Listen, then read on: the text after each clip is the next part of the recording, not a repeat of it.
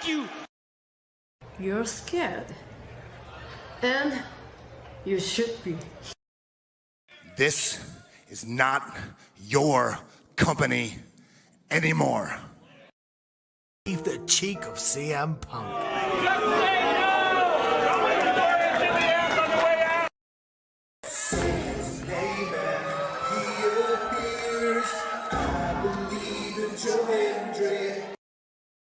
Out! Combo move! This is what they've been doing! Hey, McAfee! Everyone shut the up and sit down! We got a mom in the front row who taught her daughter how to suck dick! I'm Mina Shirakawa. I used to be a model. I want to put on a big show. And that's the bottom line, because Stone Cold said so. What is going on, everybody? Welcome once again to the Saturday Shenanigans, hosted by yours truly, the Renegade J.J. Williams. Hi, guys. Hi, guys. CM Punk drama bullshit to the side. I still consider Heyman the worst AEW champion they've had. First of all, we're going to bring in Walter Cruz. I said that as a joke when, what's his name, did his promo Monday. He said, I'm from a prestige university. I said he majored in Steiner Man. We've got the Heb man, James Hebert, in the house. I do really cool and dumb things on the internet. Right. There's a lot of shit going on here. A lot of fucking crazy ass shit. Where is Noah JD? Well, say his name and he appears, because we believe in Noah Foster. Fuck is this intro? It is one of those things where as fans we do have these desires of what we want to see, but sometimes you can't always get what you want, and there are reasons you truly don't get what you want. I wouldn't even listen to this in Grand Theft Auto San Andreas. What the fuck is this shit? God, rapid whack. Like I said, never been a greater time to be a wrestling fan, and with more companies in a more lucrative spot, in a more comfortable business spot, in a sense of mind, it seems, than ever. Again, WWE is not the only one. It is not the end-all, be-all. So let's go back to the Renegade Wrestling JJ Williams to get the official word. JJ, speak! Make sure you tune in every week, because you never know who's going to drop in to join the Shenanigans. Catboy is in the house. Hello, my internet family. I say if you want to make them as evil as possible, make them really mad. We have Mansfield joining the party now. What is going on, Josh? Like I told no one when we were in Cleveland, him joining JC was just an unfortunate side effect of my shenanigans towards you, JJ. I know how it can get better, Noah. The panel chooses you. Shut the fuck up, Josh. You said that so like. They got someone to throw back. Yeah, I was gonna say. Just like how you and I had lunch together the other week. That was different. Ladies and gentlemen, the King is here. Say his name and he appears. We believe in King A-Train. There are so many believers in Joe Hendry. The only person on this panel that doesn't believe in Joe Hendry is King A-Train.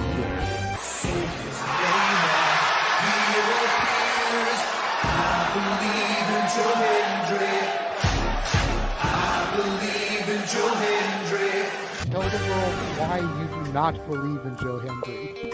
The reason I do not believe Joe Hendry is he is Fandango 2.0 in a entrance merchant. I rest my case, Your Honor. Hey! There's nothing wrong with being an entrance merchant. He has some of the best entrances of all time. Teleporting into the command center, all the way from Angel Grove High, Datilla. Oh, yeah. I went to the command center on Thursday. I went to Vasquez Rocks, which is where they filmed a lot of episodes. Somebody actually climbed to the very top of those rocks. I made it halfway. I was like, I'm not going up there. Definitely Toni Storm versus Mariah May. That's the one match I probably am looking forward to the most. I really like the story. I'm familiar with All About Eve, so if it plays out that way, I kind of know how this is gonna go. Say goodnight, Datilla. Good night. James, you did say his name. So he shall appear, ladies and gentlemen. first time on the Shenanigans. Jeff Meacham is in the motherfucking house. Ah! All right, we're coming in hard with the botch. All right, fucking hell. It's good to be back. It's good to have an opportunity to talk to the crowd on a Saturday. If you want to have yourself stomach through it, you can go back and watch when the Main Event Mafia took over Impact. That's what James was talking about. So if everybody just joined us, we're talking about people sedating people, attempted murder, boys, and tips. Welcome to Saturday Shenanigans, everybody. Aren't you glad I'm back? Welcome back, Jeff. Cool. Good evening, everybody, and welcome back once again to the weekly moderated conversation of wrestling madness. That is the Saturday Shenanigans. Already, producer man botched. Nice job, idiot. It's no spoiler now. I am once again your impromptu host for the evening, the simple man Noah Foster. It's good to see everybody in the chat once more on another Saturday night in what should be another rousing conversation with a gaggle of fools and unprofessionals at times and a Hebert. But again, it's always good to see you all. So again, if you want to dictate the conversation, super chat, simple as that. Please like, subscribe, comment, and tell a friend. That being said, no idea how many people I have to moderate tonight, so why don't we go ahead and see who's in the green room besides producer man with already one botch on his total. Let's go ahead and start off first and foremost with Mr. Reliable. I don't know whether it's him or not, but it's good to have Walter Cruz back once again, hopefully on the button this time for producer needs and roles. Walter, good to see you. How are you? I hope the move is going well. It is, but it wasn't me that did the botch. But if you need me to produce, I will. But I don't know. Since you're hosting, do I get to be you and just do this? You know what? It really depends. I'm not doing karaoke tonight. We got some interesting topics as always. I'm always happy to cover for our friends. So shout out again to the Renegade of Wrestling, JJ Williams. Please follow and subscribe. And again, he may be an idiot, but we still love him. So it's no problem. So let's go ahead and bring him in. Nice job, dummy. James, good to see you. How are you doing so far this evening? I know that you're going to be on a roll. Yeah, I didn't even touch anything, and I couldn't find the graphics in time before the intro ended. So yeah, we're off to a roll. You have 5 minutes, and you couldn't find the graphic. Really? No, I was trying to get everybody else that's going to be in here later to come in. So we do have people that will be late. It's just the three of us now, but I do believe Ash, Tatilla, and Ryan will be coming in later, so we'll see what happens there. Fair enough. Also, audience, botch. Say it with me if you wish. I'm sure we're gonna have plenty of those tonight. Matt, good to see you. Spec, good to see you. Darren G, good to see you.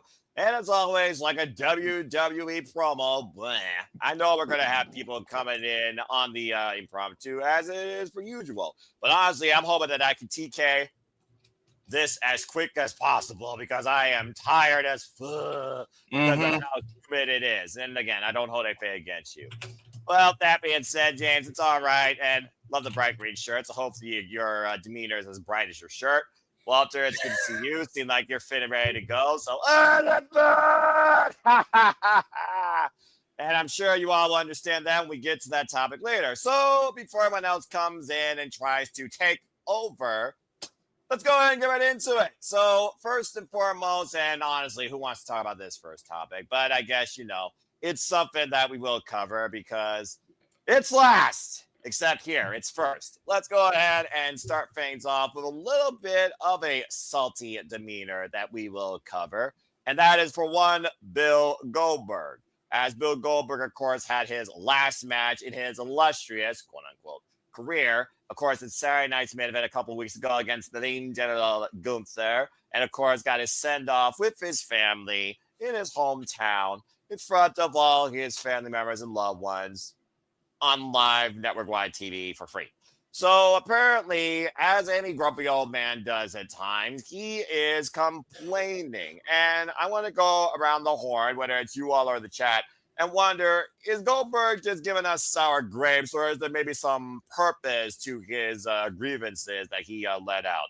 He was saying amongst things, as I looked at articles from like CBS Sports, how he kind of wished that there maybe was more of an advance notice as far as this build goes, that it was like on a pay-per-view. And for what it's worth, he didn't appreciate the fact that, again, on TV, he was kind of cut off. He felt that he was not given the proper build or send-off that he deserved. Now, truth be told, it was short notice in a way, but it's WWE. He also is a WCW guy, but he felt like he should have got more of a royal treatment, shades of Mark Galway, The Undertaker, or John Cena. And he definitely did not appreciate that network botch where his post-match speech was cut off live during the broadcast versus uploaded on YouTube.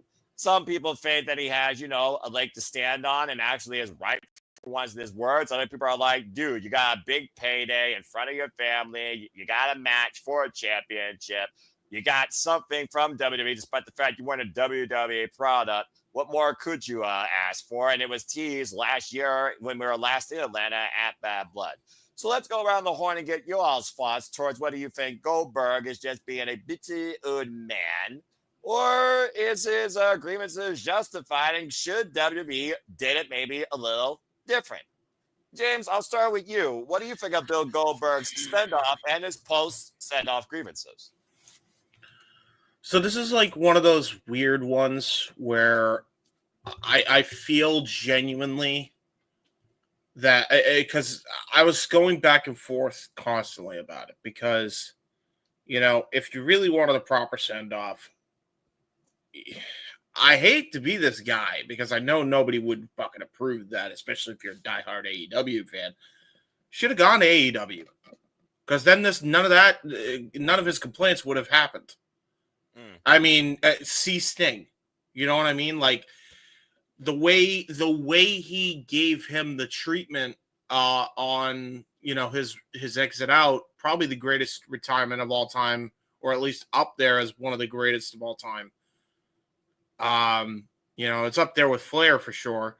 So I think in that regard, probably should have gone to the place where he was made, and the closest thing to that would be AEW, which is a wrestling show on Turner right now. So in a way, I think he made the wrong decision re-signing with the WWE. That said, he tried to be a company guy with them. He tried to have some loyalty to them, so I get it. There's certain aspects of it that I understand where he's coming from, like that post speech. That had to have been a rib to him. Like it was, you almost thought it was a rib by Hunter, like one last way to bury Goldberg softly, brother, and that's really how it felt. It was so fucking stupid to me. How they just cut that off because they felt like they had to run their 50 millionth fucking ad break, as if they don't have enough money in advertising revenue that they're rolling in at this point. So for me, it's derpy as shit that they did that. So I get that aspect of it. I also get the aspect of like, hey, I wish we had a longer build, despite the fact that the Cena retirement's kind of happening around the same time.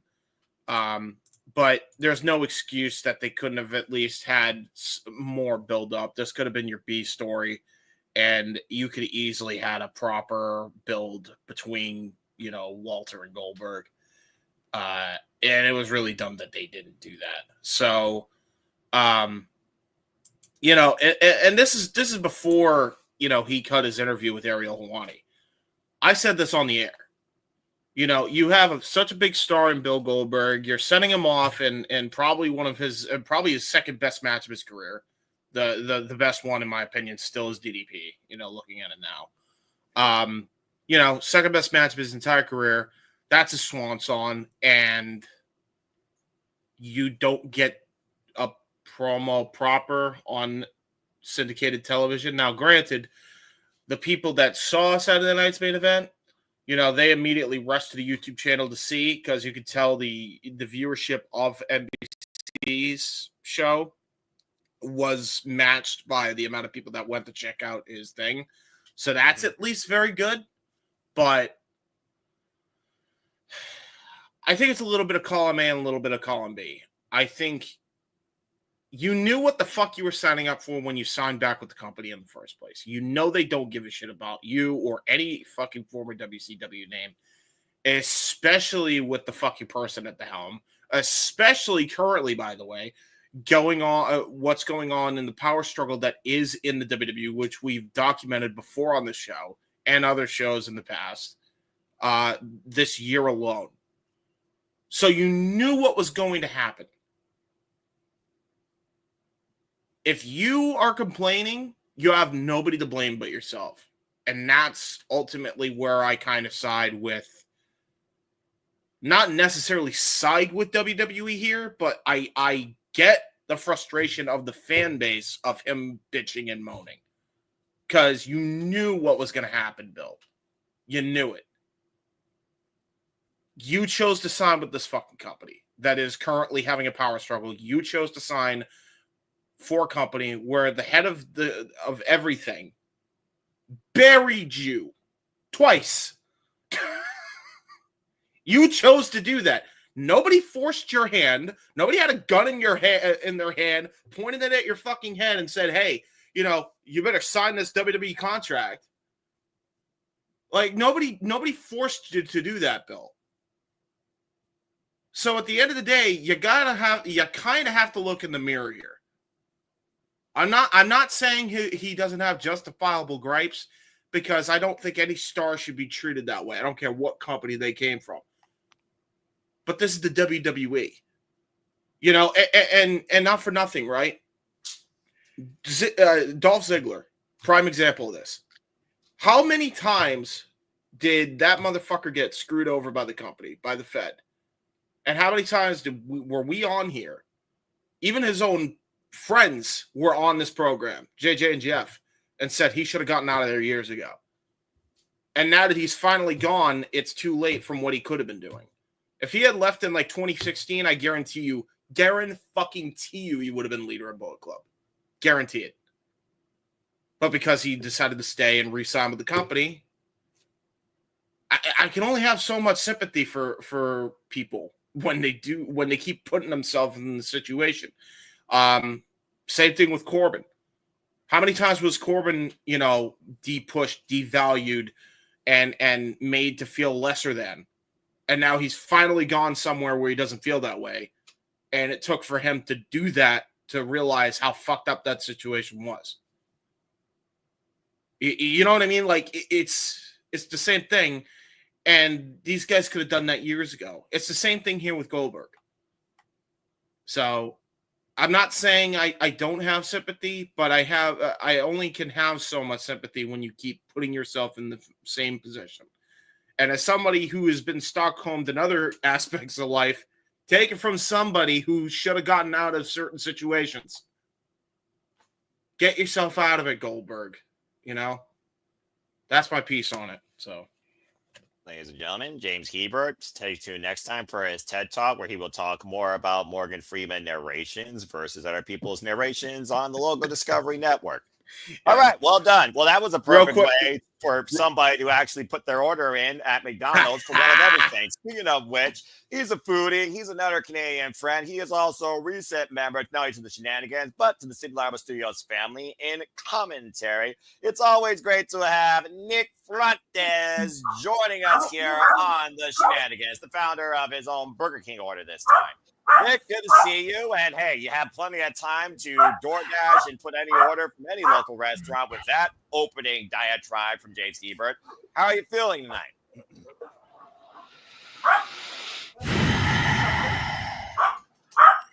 James.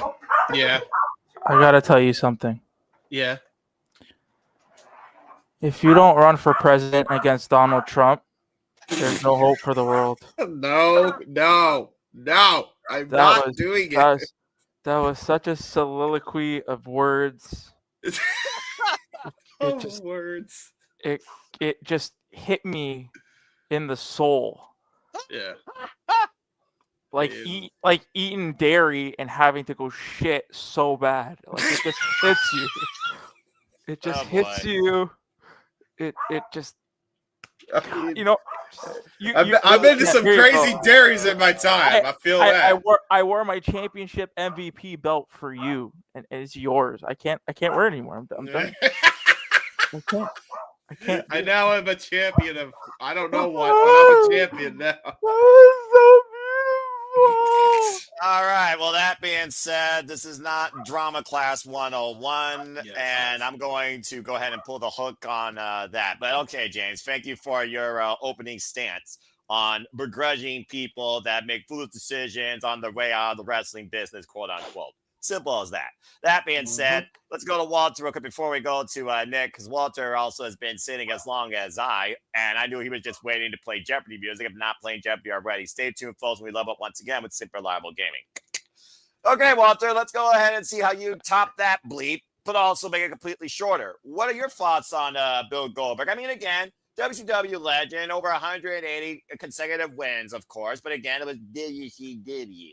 Of course, the enemy to WWE, and comparing himself to people he almost literally, I don't know, ended their career prematurely, like Undertaker, for example, as far as their son versus his, justified or just sour grapes? Go ahead, good sir. Yeah, I'm not gonna top what he said, but it's kind of it's kind of mixed because I think he does have a leg to stand on in terms of cutting him off during a speech. Like he was in his hometown, he was gonna give a home speech. You could have put the advertising on hold, or you could have warned everybody way ahead of time and told him, don't start your speech until after we go to the air. We're going to make it an exclusive YouTube thing. If you would have told him ahead of time, then he wouldn't have started the speech. Then it would have never got cut off. And then we could have got the speech on YouTube exclusive, which would have been a smart way to get everybody over to your YouTube channel, which is marketing. So you could have did that and just told him, Goldberg, don't start your speech until after this. We're going to go to commercial. We're going to go off the air because NBC wants us off by a certain time. Then you give your speech and we'll give you all the time you need. And then they could have did it that way.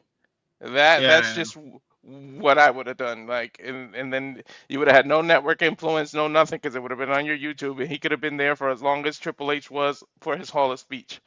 So, for Hall of Fame speech, I should say.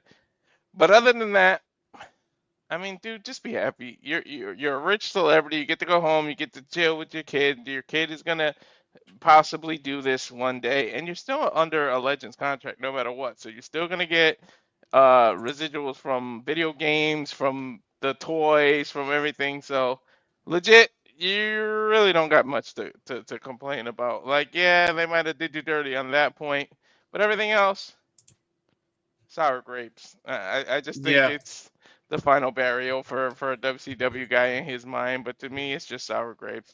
You're fine. I feel him on the WWE, on the cutting off the speech part, but everything else, he's just complaining at this point, being a grumpy old man.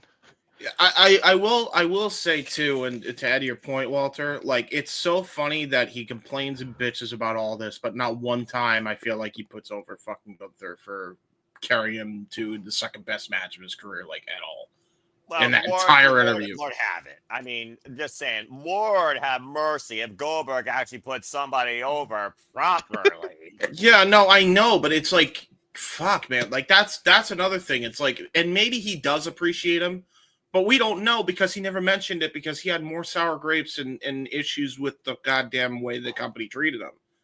And I just don't think that's right for your world champion to not get put over on the way out, especially in your interview. I think that's, I get your whole deal, but that's selfish of Goldberg to not at least give him a mention. And maybe he did, and I don't know, but I didn't hear it. I didn't hear it anywhere. Yep. I didn't see any quotes of it anywhere. I agree, but that's the way I would have did it. I would have ended the broadcast with Gunther on the ropes showing the world title because you want the last image to be everybody looking at Gunther, because you might have casual fans who don't watch wrestling on the regular watch Saturday night event because it reminds them of when they were a kid. So him shaking his hand, then giving him the ring, and then Goldberg putting him over in the interview. He could have said the worst shit about WWE. As long as he did that, I don't care. But the fact that he didn't put him over in any regard, and Well, that's again, another some issue I things have are with it. easier said than done. If common sense were more common, more people would use it. And even with Yeah. his lack of brain cells when he slammed his head through a log, you think he would still have enough brain cells by his retirement to do that. I guess I was wrong. All right, Nick. Well, let's go ahead and get your thoughts. And to both Walter and James' points, people in WWE have even kind of called Bill Goldberg out on this. The bald-headed fool that does commentary for Evolve, Peter, what's his face, Rosenberg.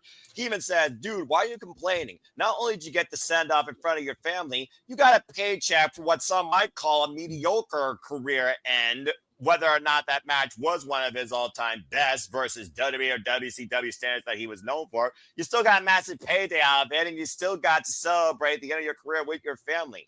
Most people don't even get a chance to do that. Again, people don't get a chance sometimes to go out the way that they hope for. So one thing doesn't go quite right, get over it. You still got it out there, and it's on YouTube for everybody to see.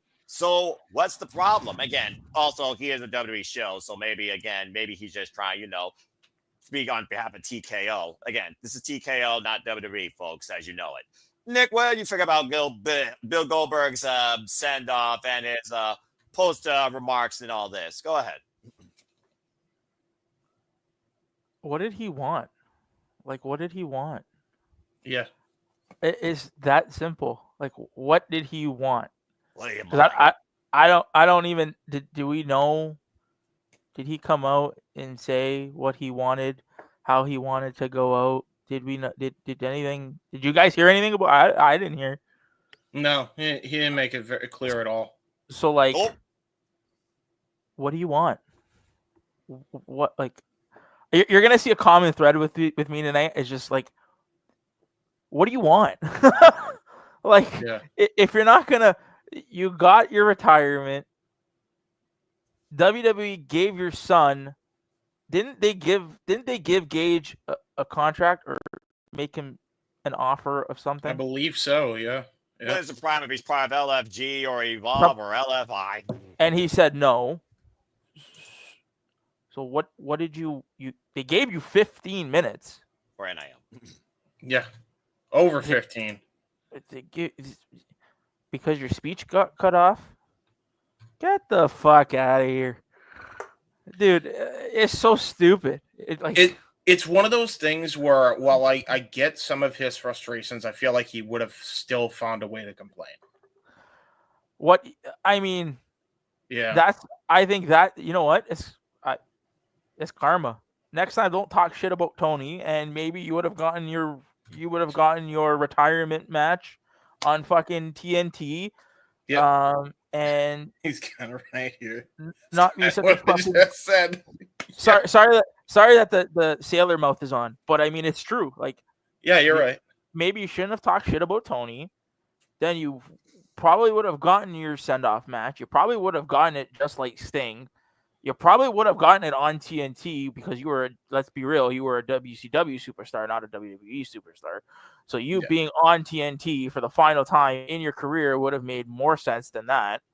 Or TBS, one of the two, yeah. Warner Network, let's just call it what it is. Yeah. Chose to talk shit. Yep. You chose to... Oh. Frozen. You froze for a second, Nick. Go ahead. Continue. Yeah, but I think the freezing, though, justifies itself. The silence, Simon Miller, why? I mean, speaks for itself. I mean, again, sometimes people do not forget about your actions of the past. Anyway, that being said, from one person that narrated what Bill Goldberg could have been if he acted properly, to another man that's joining commentary and makes his own narrations, right? It's WrestleFish himself, Ryan, joining the Shenanigans. Ryan, good to see you. Welcome to the Shenanigans once again. How are you, sir? I'm doing fine. Have to use the audio of the phone and the microphone for that because none of my headsets work. Yay! And never before technical difficulties. All right, but I hear you clearly. Well, that being said, Ryan, everyone kind of gave their bits on Bill Goldberg when it comes to complaining, the send-off, the cover of the speech, the outlook of being sent off in WWE versus WCW. So why don't you go ahead and close the roundtable discussion out here on Bill Goldberg? So You're next. So, Ryan, what do you think of Bill Nice. Goldberg's post-send-off grievances? Justified or sour grapes for a man that got still a big end career payday? You know, when you're sold one idea and it doesn't necessarily come to fruition the way you think it's going to go, I could get some of the frustrations, especially with the Hall of Fame. With the Hall of Famer giving his retirement speech to be cut off by random commercialization. That said, I've seen Goldberg have so many retirement matches. Pick one. Pick one. Brock Lesnar. Dolph Ziggler. Yep. Just because something has to be marketed as the retirement match, as the one last match. Maybe, just maybe, just look at your last performance in the mirror and say, am I good with that one being the last one? It is not like Bill Goldberg is Shawn Michaels. No. It is not like Bill Goldberg is The Undertaker. No. Right? And I say, Undertaker probably has one more left in him. But Goldberg, all Goldberg ever did was 5 minutes. Okay? Couple punches, couple kicks, shoulder block, spear, jackhammer, 1, 2, 3. Man, that Brock Lesnar run. That's so riveting. Almost 10 years ago, 9 years ago, 8 years ago. Yes. Mm-hmm. That seemed like that could have been the retirement run, everybody. And that's what I recognize as the Goldberg retirement run. Anything after, desecration of a corpse. Okay? That's where I'm at with it. That might be morbid, but I really have no positive or negative feelings against Goldberg. But as I said, pick one. Yeah. What if they branded it the greatest wrestling match of all time? No, that was let's see, that was Randy we saw Orton that already. And Edge during the pandemic at Backlash. Help me, God. Don't remind me of pandemic era wrestling, everybody. Please. Yeah. He's the one that brought up, I have to be the guy that brings the history to show you all that your statement's accurate or inaccurate. But to your point, let's look at Sting, for example. WCW legend, sent off an AEW Revolution, retired as a champion. He even got Q that, okay, I'm getting Q. I have to hold off for a moment. What did AEW do? They put up the full speech after the fact of the pay-per-view on YouTube with a rousing ovation by the entire AEW locker room. And a massive thank you in front of, with his family might add, that competed in the match with him. Honestly, again, to I believe what James and Walter were saying, the best send-off for a WCW legend as of late would not be matched compared to what happened with Sting.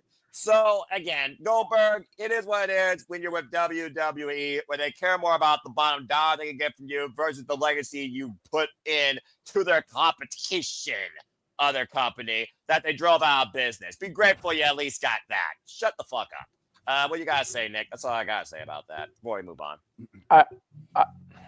See, I'm that guy, and I play devil's advocate a lot. So I'll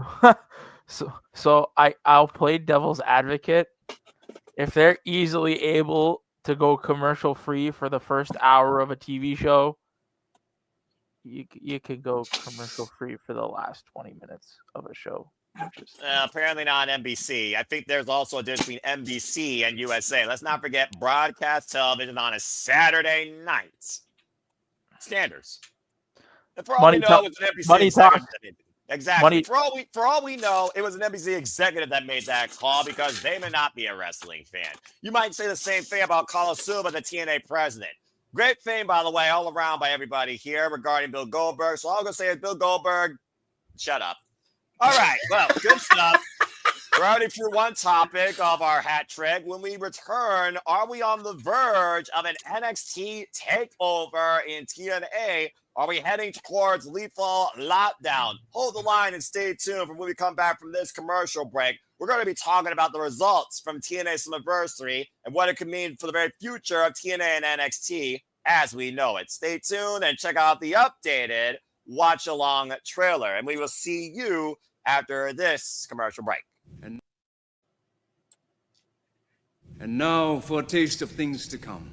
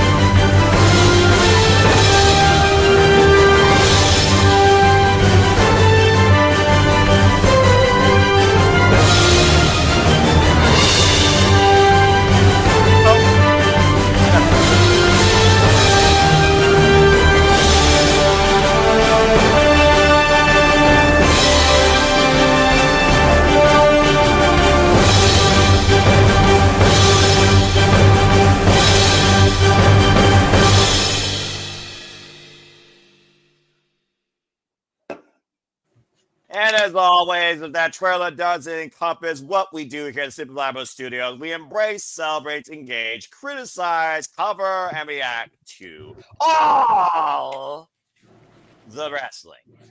And welcome back here once again to the Saturday Shenanigans. Noah Foster filling in for Wrestling JJ Williams with Walter Cruz, James, Ryan, and Nick, and maybe other guests to come. And we'll see how far the conversation goes. First, what everyone says here and what you all say in the chat again. It's good to see you all as always. It is always a wonderful time to engage with everybody here, whether tired, fatigue, or absolutely causing utter madness and insanity. Okay, well, let's go ahead and move into our next topic. Walter, I'm going to let you spearhead this because you and I called it. You and I got caught on Geekbox for it, and I still believe there's a bigger conspiracy theory here in that global localization analysis of WWE that John Moxley foreseed in his close-up based on what happened. So let's go ahead and briefly talk about TNA's biggest show on North American soil due to audience attendance and all the other metrics. TNA Slammiversary, of course, emanating from the UBS Arena. We, of course, saw First Class destroying a ladder match and Jeff Hardy innovating the ladder in a way I never thought, a rope ladder. We saw Bully Ray Dudley challenge the Hardys one last time at Bound for Glory. The inspiration got screwed by the ignorance of the Elegance brand, but no one cares about any of that. Not even talking about the fact that Styles return home and Leon Say become the youngest Vision champion. We're looking at the fact that right now, this NXT might be trying to take over TNA as they have control over both world championships. Damn it. Because Jesse Jane claimed the Knockouts Championship from Macho Slamovich, a bullshit, and Trick Williams in one of the worst main events I can remember recently in TNA history. Lazy as ever, more lazier than Black Snow, freaking absconded away with the TNA World Championship when it should have been Mike Santana's night. So will anybody from TNA freaking win a title in this so-called NXT-TNA relationship that everyone was clamoring for, giddy girl excited over when it first started, when it seems more like a TKO takeover from within where Carlos Silva has less power than ever?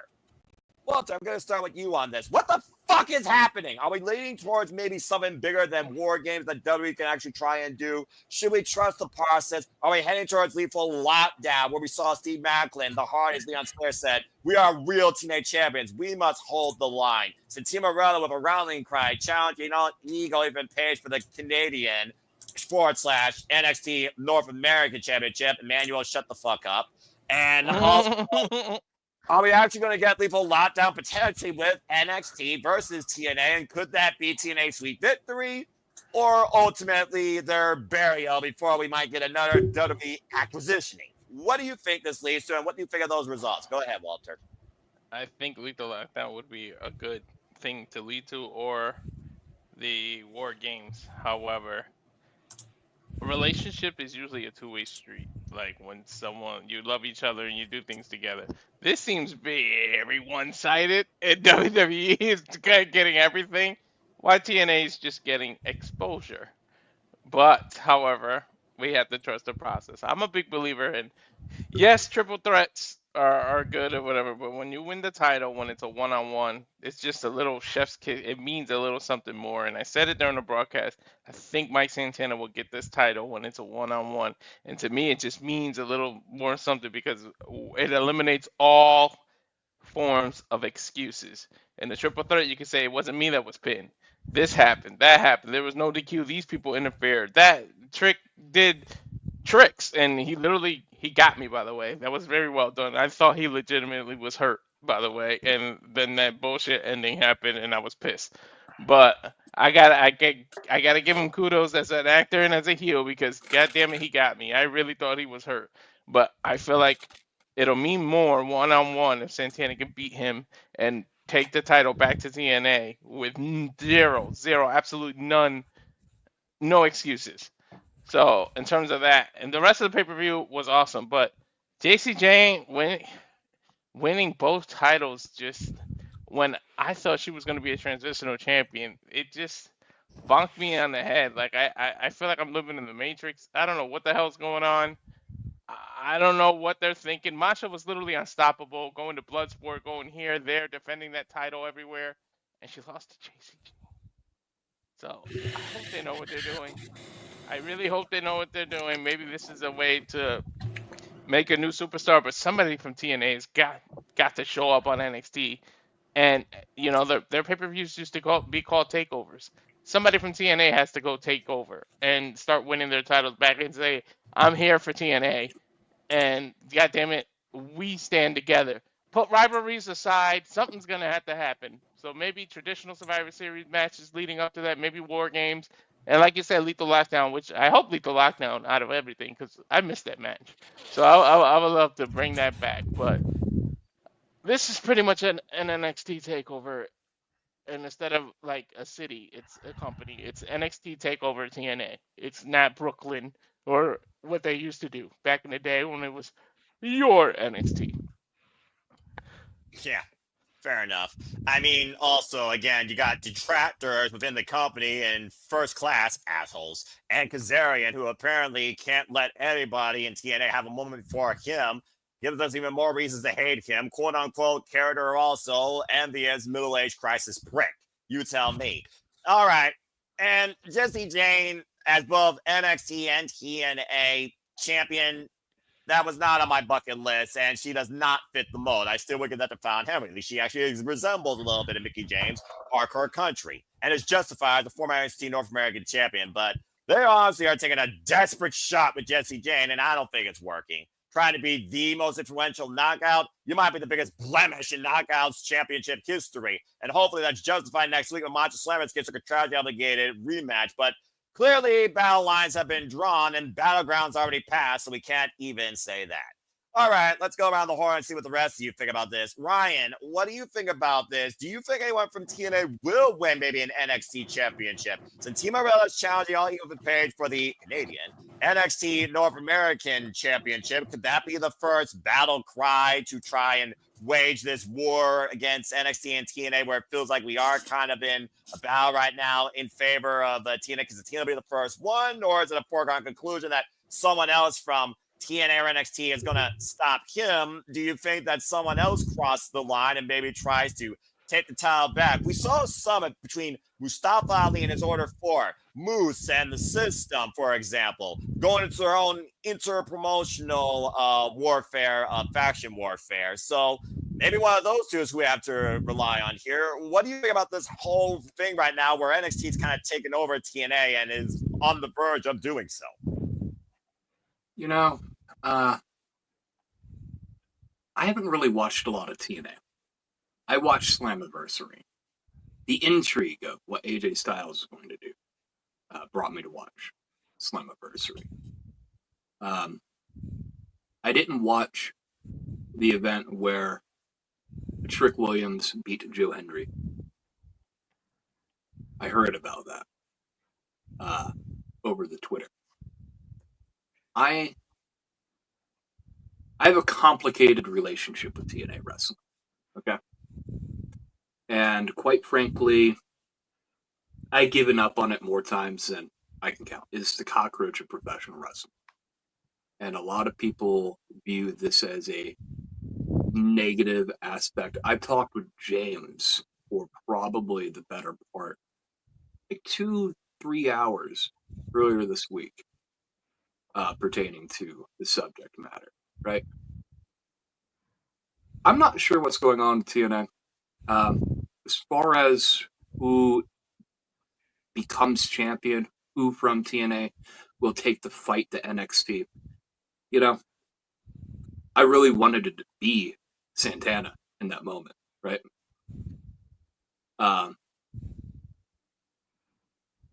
That said, I really wasn't that caught up. I can see the crowd. I can see a hot crowd, and I could read a room when you should probably just call it the audible.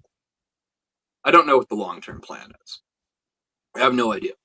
This is one of those things where I'm not that invested enough, so I'm going to yield time. I can't begin to predict the next chapter of the story. All right. Well, I think that's also justified because I do think people have kind of, gone back and forth with TNA during its up and down, figuring out its destination across America, pop, now landing on Access TV, which is still obscure in the relevancy, leaving Twitch and YouTube primarily now for their TNA Plus service. And now, getting that little bit of highlight value, if you want to call it that, from the WWE, where Carlos Silva did point out that the biggest moment prior in TNA history was Joe Hendry representing the TNA World Championship at WrestleMania. And whether or not he's acting, because again, Carlos Silva, I don't think was born a wrestling fan. This, by the way, folks, is the only president right now that I know that runs a wrestling company that wasn't born into this business as a fan. He's an executive for entertainment purposes only at Access TV. There's a reason why Scott D'Amore and Gail Kim aren't there. I'm just saying. So again, the hindsight might literally be 2020. All right, well, Nick, let's go at you next on this. Is there anything that you want to add regarding this? Do you have maybe an idea that you think maybe someone from TNA can actually cross-line NXT and seize a championship for TNA to try and maybe, even up the battle lines here, whether or not it's a world championship or a mid-card championship? Again, Steve Morella, there's that possibly, but again, he is the director of Authority. And what do you think of these results that we're talking about here at Slammiversary? And what do you think the aftershock could be? First thing I have to ask, does the but AEW topic work because we're talking about TNA? Because there's a couple points I'm going to make. First point, where are all the people that were bitching and complaining that, Hangman has to win it at All In because it's the Cowboy in Texas? We're all the same people that are arguing for Mike Santana to win it in New York City. I don't hear those people. I just get that you don't watch TNA, so why do you care? That's what I get. AJ, I think AJ, that was, and this is my opinion, has no bearing on anybody in this room. I thought that was a waste of time. You could have done something else. If you knew that he was just coming out to speak, or put over Leon Slater. It's Leon Slater, right? Correct. Yeah. If he was just coming to put him over, why couldn't you do something a la CM Punk before he came back to wrestling? Why couldn't you have dropped little hints here, little bit there, instead of getting us excited for him coming out, people fantasy booking, but what if he comes out in the main event and it becomes a 4-way and then he wins the TNA title and everything is saved? No, you just came out and spoke. That's pretty much it. It's 2025. I don't want to see the Dudley Boys versus the Hardys because I mean, can Devon still go?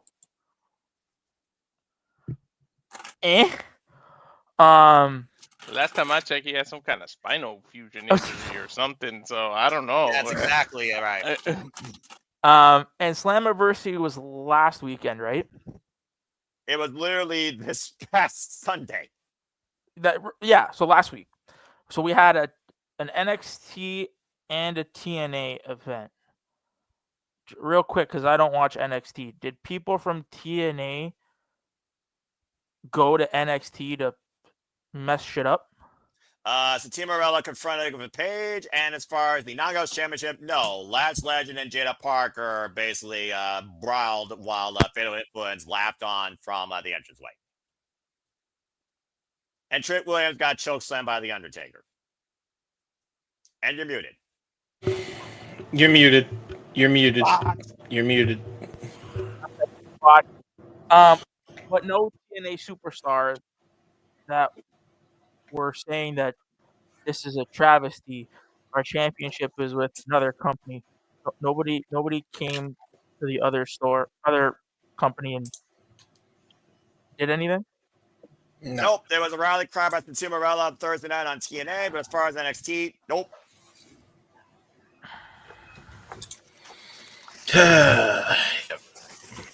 Oh no! Oh no! Okay. Oh no! Conspiracy here coming into play. This is going into a different. This is not a partnership.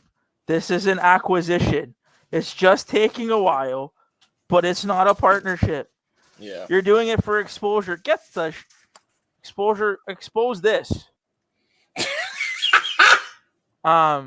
No, man. This is an acquisition like I've never seen one before. Like, dude, I got Celine Dion on this championship. This championship means more than anything TNA has right now, and this is a toy. Go figure. Well, if you ask Steve Macklin, though, there is real champions. They're real TNA champions. And I do think Leon Slater does have value with the X Division Championship being the original cornerstone of TNA. So I don't want to discount the fact that there are real champions in TNA versus NXT cosplay. But what are they doing about it? Are we just crying into a camera about it? Or are they going to NXT to the Performance Center and fucking shit up? Well, again, trust the process.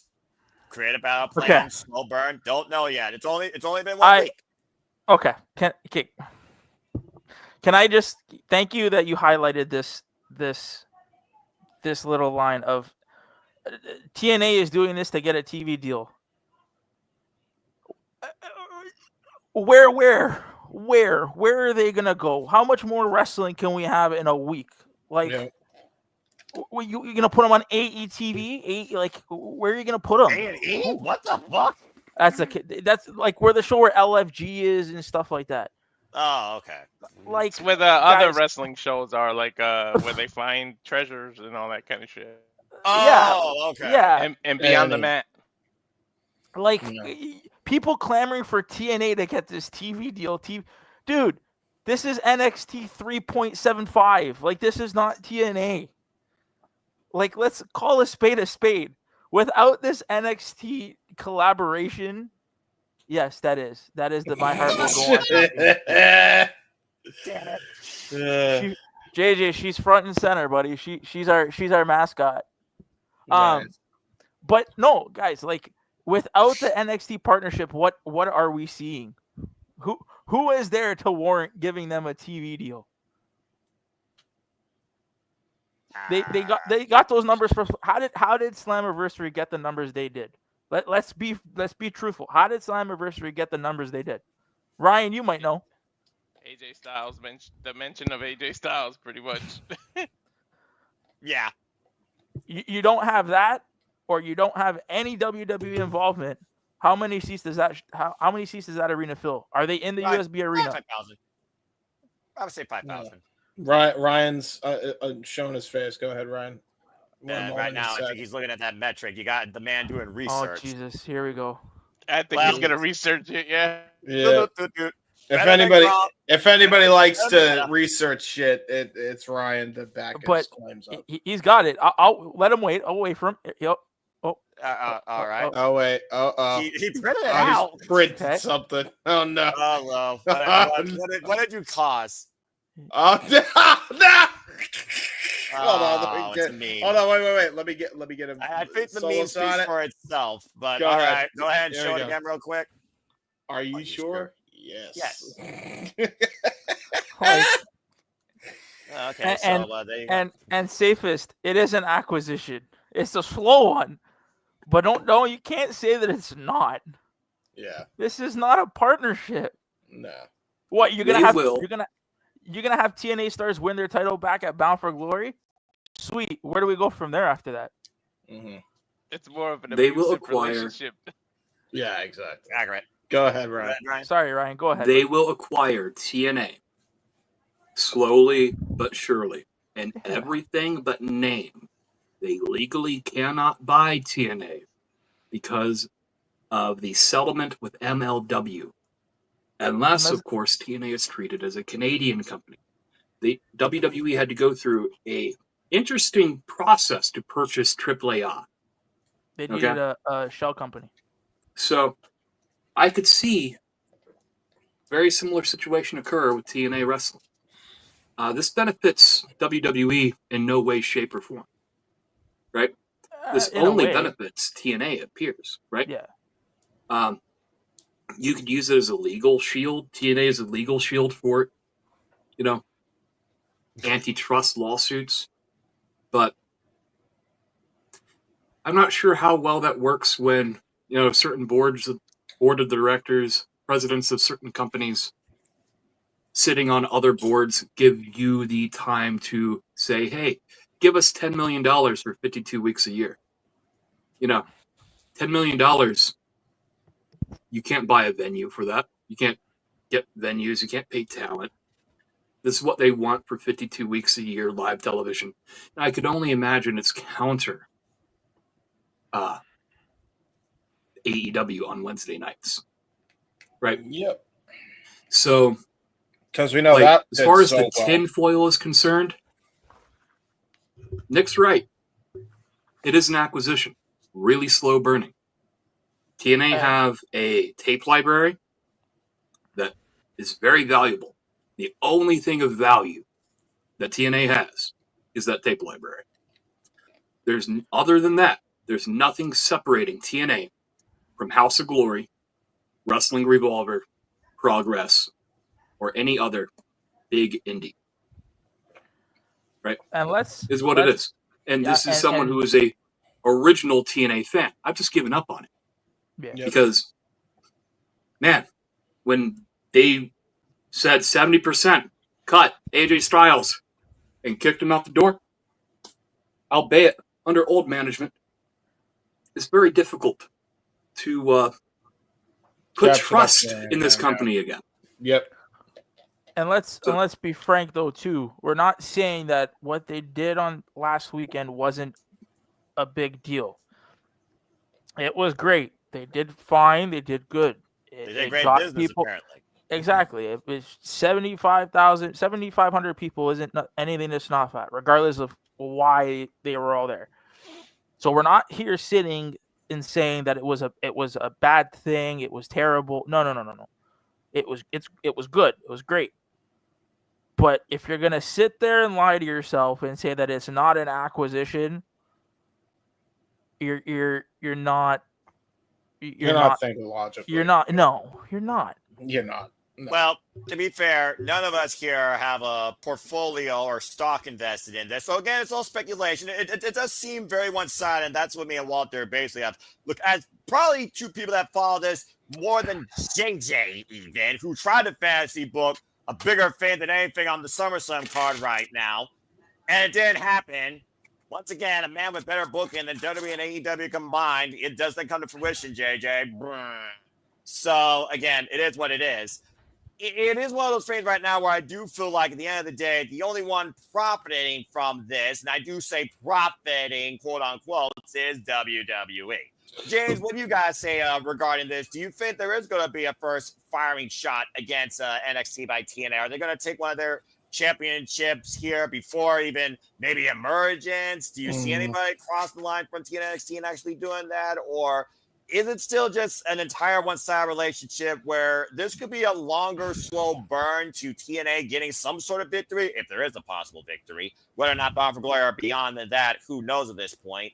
Because right now, who's going to take the freaking TNA World and TNA Knockouts World Championship? I fear that they're literally going to have Masha screwed again next week, Walter. And I don't know if next week's live. Again, I can't foreshadow anything because last week was live, for example. I guess you could say the biggest thing that's come out of this, TNA has gotten more live shows, which does mean more broadcasting revenue, I guess, for whatever network they still are or still deal with, if you want to call it that. But James, what do you think about this?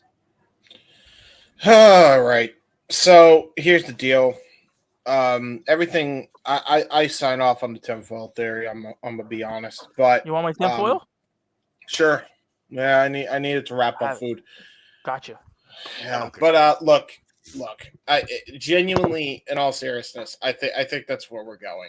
I know people want to be like, oh, WWE bad, big bad, fucking WWE. Okay, here's the deal, and this is what Ron and I talked about, and this is the first time I think I've even brought it up on anything on the air, because goddamn has everything gone topsy-turvy. I haven't even gotten to mention this shit on the air, so first time I'm saying it publicly anyway. Go for it. This was going to happen regardless if it was AEW partnered with TNA or WWE partnered with TNA. It did not fucking matter. You want to know why? Because Anthem fucks them over and doesn't allow them to spread their wings and fly. That's it. That's it. Full stop. That's why.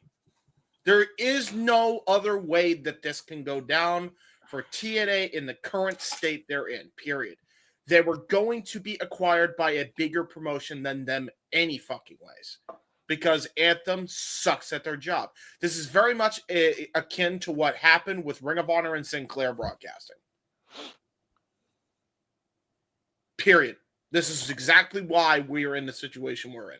Now, granted, does that mean it's all bad for TNA? No. But, I mean, look, I'll tell you this right now.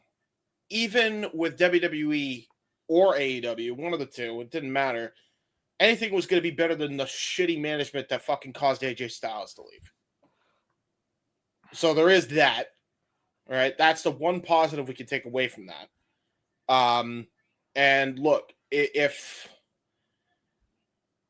the end goal is that TNA stars get put over and we have Frankie do the unthinkable, get the title after Santana or whatever, and those are the two big stars in that company going forward, then great.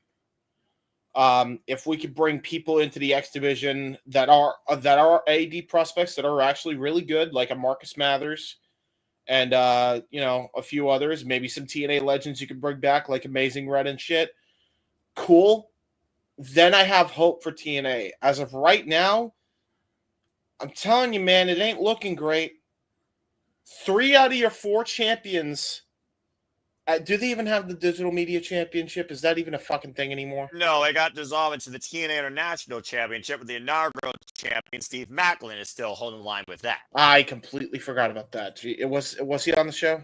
I assume he was. Yeah, he was the one that had gave the battle cry to Leon Flair and the Hardys. They stood together, all 4 men, representing TNA, as Tom Hennigan says, real TNA champions. Okay, so 3 out of 5 are current WWE talents. And I know everybody's going to be like, oh, the Hardys are under TNA contract. They're under a WWE Legends deal, so at this point, that's a fucking tax write-off. Don't even give me that bullshit. They're WWE talent. Well, all right? That's what it is. So 3 out of your 5 are TNA talent. And honestly, the way they're booking it, you might as well sign the X Division title away to AJ Styles tomorrow. So I'm saying 4 out of the 5. are to WWE names. That's not good odds here, bro. That ain't good odds. I And think when AJ maybe gets I'm involved, wrong on Leon the. beats him. And maybe you could put the 4 with an asterisk. There's a very good chance that Leon beats him, whatever. But like, man, dude, they're doing this, and then all of a sudden they're trying to bring an Attitude Era nostalgia and trying to disguise it as TNA nostalgia. Like, I'm not stupid. I'm not dumb. This is not TNA nostalgia. This is more Attitude Era nostalgia. Like, if you were to throw in the Wolves in there like you did the last time that you had those teams in the ring, then I'd call it at least TNA nostalgia. But they're not. So it's just Attitude Era nostalgia. Like, well, I mean, that's one of WWE's biggest things. Nostalgia, I mean, does sell, but it sounds like overall, though, everyone here are basically thinking that TNA is in dire straits of becoming NXT NA. I forgot about the Knockouts tag titles. Okay, so it would Don't still be, get me started with that. It's 3, but at least it is with TNA talent, and I don't believe they're signed to WWE contracts. So maybe half your field is WWE talent, and it could be 4 if AJ wins the X. We'll see.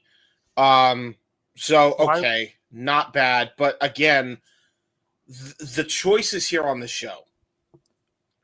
What the fuck are we doing taking the belt off Masha Slamovich and not giving her the NXT title? She had JC Jane, who was the 3rd best member in both groups, had no business beating Masha Slamovich. I don't care who you are. The way she's presented. No knock on JC Jane as a person, by the way. I'm strictly talking about the wrestling character. She had no reason beating Masha Slamovich. And let's not forget, she beat Stephanie Valkyrie for the NXT Women's Championship. Exactly my point. And that shouldn't have even happened, quite honestly. Not as soon as it did. I think they rushed her up way too quick. And by the way, I was proven right on that one because look at what the fuck they're doing with Stephanie Valkyrie right now on the main roster. Jack diddly shit, and Jack went home. Well, I mean, she might get a tag match with Nikki Bella versus Chelsea Green and the Secret Hermits, and she does have a guaranteed world title shot at Clash of Okay, and then what? The jury is out. And to JJ's point, Jasmine Nix is the prospect of the group, and she almost is as forgettable as Trinity / Naomi's cash-in was in Evolution, and she's going to triple threat at SummerSlam. Yeah. Speaking of SummerSlam, Walter, what do you think about this? I mean, I know a lot of you talk about the bouncy. Javon Evans, of course, maybe challenging Leon Slater. We're clamoring for AJ Styles, maybe challenging maybe for the X Division Championship, because that would be a really cool moment in TNA history, the first versus the youngest. But I mean, 6-pack challenge. Yes, I did watch the highlights of SmackDown. I'm aware. Throw everybody in there. TLC 25th anniversary. TLC for the SmackDown Tag Team Champion. Hey, well, you know, the main roster, one of the prods actually has a tag team division. Ain't that some crazy shit? But I mean, again, Walter, at WrestleMania 33, the Hardys did come back home for a TLC match, and they won the Raw Tag Team Championships. Do you think the Hardys could get involved at SummerSlam and JJ's wild premonition of TNA WWE main roster level booking? What do you think about that thought, Walter? Well, I wanted to give Brian he put his hand up before this question was asked, so I just want to let him get his thought out. Well, I appreciate that because, again, I'm looking at comments and everything. So let's go ahead and let Ryan speak real quick, and then I'm going to get your thoughts on that because you've also been quiet. Ryan, what you got to say real quick regarding what James said earlier? I was going to say that for the exception of two people, Leon Slater and Heather by Elegance, every one of them is WWE alone. Mm-hmm. Okay. That's fair. So Moose is well over half the field. Most of the field. Yeah. And he's talking about the current champions, Nick. Moose is no longer the X Division champion. He literally passed the torch up to Leon Slater, who fucking earned that in Match of the Night. As the X Division usually does. Anyway, fair point also, as of course Jada did point out, half of the Knockouts tag champions is the former Dana Brooke, also known as Dimeless Brooke, as I'm sure he still values her in that namesake and probably in actual value. Okay, Walter, but back to you. What do you think about this fuck? Could the Hardys get involved in SummerSlam? Could this be the biggest WTF in the TNA Tag Team Champions involved in a TLC match and possibly the SmackDown Tag Team Championship? What do you think? Yep, it would be smart for them to get involved and capitalize. I mean, More nostalgia, 25th anniversary. It would make sense. So why the hell not? Might as well do that. Yeah. I wouldn't mind. I mean, again, at Revenge Styles friggin' probably having the biggest pop of the entire night of anniversary. You gotta give TNA some sort of shine. Your second biggest show of the year versus Joe Hendry at WrestleMania against Randy Orton. So, I guess this is probably the best shot that they can do because Jesse and Trick Woods at SummerSlam ain't sure in hell gonna cut it. Look at freaking Eaten Alive. Mm-hmm. All right. Well, that being said, yeah, Jasmine Nix, who is she? She's more irrelevant than Griff Garrison, but she at least has more TV time. So I guess there's that. Nick, you have a thought to say real quick? Yeah, I just, and I'm going to preface this by saying numbers don't matter. It's what the product is on the television. But I don't know if you want to take, and everybody wants to take this with a grain of salt. As of 3 days ago, according to WrestleTix, the next TNA Impact show, which is September 4th, which is 43 days away, they've only sold 394 tickets. Jesus Christ. Now, again, there's 43 days left to the show. The venue holds 2,000. Emergence is 20 days away. They've only sold 949 tickets. But they also haven't booked anything for that yet either. So again, jury is out. The next big show that every wrestling fan is going to try and go to, while it be damned, is going to be SummerSlam, and it sure as hell won't be for Cardi B. All right. Well, that being said, again, one thing. I think the thing that I am most annoyed about is the fact that was Mike Santana's home.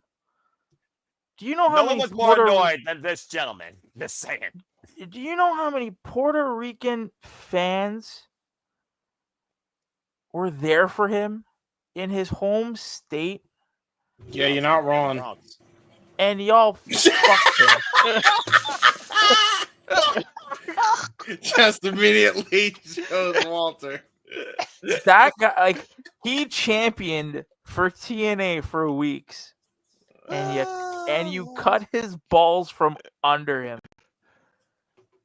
Even if he wins the title, I had people telling me in other chats and whatnot,